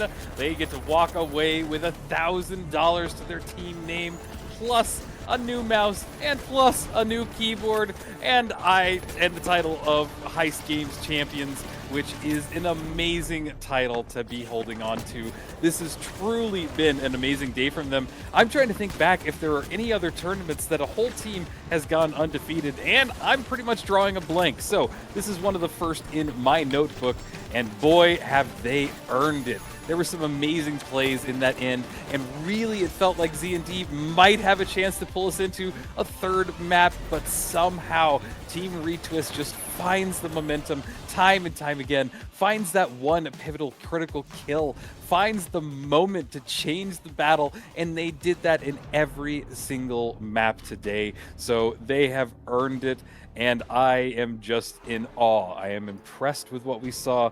I am blown away that we were able to crown a champion team like this. And honestly, Spawns, Llama, Calf, and Neo, that is one group that hits hard. My gosh, I know that this is going to be, those are going to be 3 names that you're going to continue to see over this next year as we make it towards the Grand Major. So take notes of them. If you haven't seen them, they are definitely going to pop up again, but that is not to discount the run that Boo Boo, Angel, and Metro had. Those 3 played so well together. They had so many moments of hopefulness, so many moments that were truly just amazing plays, especially Metro. A name that I haven't known that well has just come in and surpassed people, even to the point that we were glazing him more than Boo Boo, a person who has been here for a long time, made his way all the way to the major, and it's blowing my mind. But I want to say again, congratulations to Team Retwist. They are your Heist Game champions. And before we send it off, we want to kind of break it down just a little bit further. We'll start with you, Hyper. What was the best moment, the moment that changed everything in this last map? I think realistically, it's that constant ability that Retwist can adapt on the spot. They went into that last game with the same strategy from before. It worked on the first cash out, but then we saw Z&D play the card against them, was able to adapt, able to change their strategy just also slightly, and bang, now we're seeing Retwist on that back foot come into the very last second. They still realize things aren't working. It clicks. The last second, you realization, and again, we see that adaptability that Retwist has. and they just take out the entire team to get the steal to come through. Yeah, no, that's a great way of putting it. And Sam, I'll throw it to you. What did Z&D do correct? I mean, Z&D really had it there in the second map. You know, it's just like, I cannot believe that it was like a mirror of what we saw from map 1 and the map before that, where, like I said, they lost first box. They had won first box before that. And what had happened previous was Retwist wiped them, and then they gained map control. And that wasn't the case. It flipped totally around. Z&D got map control, but I think, you know, just overall just winded up losing it right at the end from that opening pick from Spawns on the last push. Yeah, and my heart breaks for them because I was thinking there's like, oh boy, we are definitely going into a map 3, and Yeah. then, oh well, that is just how it is. But everybody here, this is going to be where we end it. Before we do, though, Hyperactive, where can everybody find you? This little app bit down at the bottom, it's literally my app for absolutely everything. So if you do want to see what I'm doing, the progression, because let's be honest, I'm here, there, everywhere now with the finals. So I'm probably up to something, and I know I'm doing something tomorrow. So stick around for the classics, as I'll be there for EU. Perfect. And what about you, Sam? Where can everybody find you? Yeah, so I am one of the co-owners of TFC. We do a lot with the finals esports, both behind the scenes and up front for coverage. So check out our website, tfcgg.com, to stay up to date on the finals esports news. If you're looking to find me, follow me over on X, Sam the Fella, because every version of TFC Sam is just taken. I don't know what's going on over there. It's just cooked. I also stream from time to time when I'm not busy with final esports like I am right now. So check me out on Twitch, TFC_Sam. I play the finals, play a bunch of other games as well. All right, and I guess this is where we're going to end it. I want to give one final shout out to our sponsors, Cherry, Xtify, and Dubby. They have definitely gone the distance by giving some prizes to give away towards the winners of today's tournament, which is Team Retwist. So they're going home with a lot of fun things. And there is the final bracket, as you can see. But I think that here is a good place to call it. Thank you again, everybody, for tuning in and watching this amazing series. I'm so glad that the Heist Games was able to put this together, set it up, and continue it going during what I want to call a kind of a drought in the entire competitive ecosystem. So really huge kudos to them to sticking it out and giving you such an amazing performance like they did today. But with all that said, my name is Rio. You can find me at Rio Shouts, and I'm basically everywhere in the final scene. And we hope to see you again around next time. Have a good one.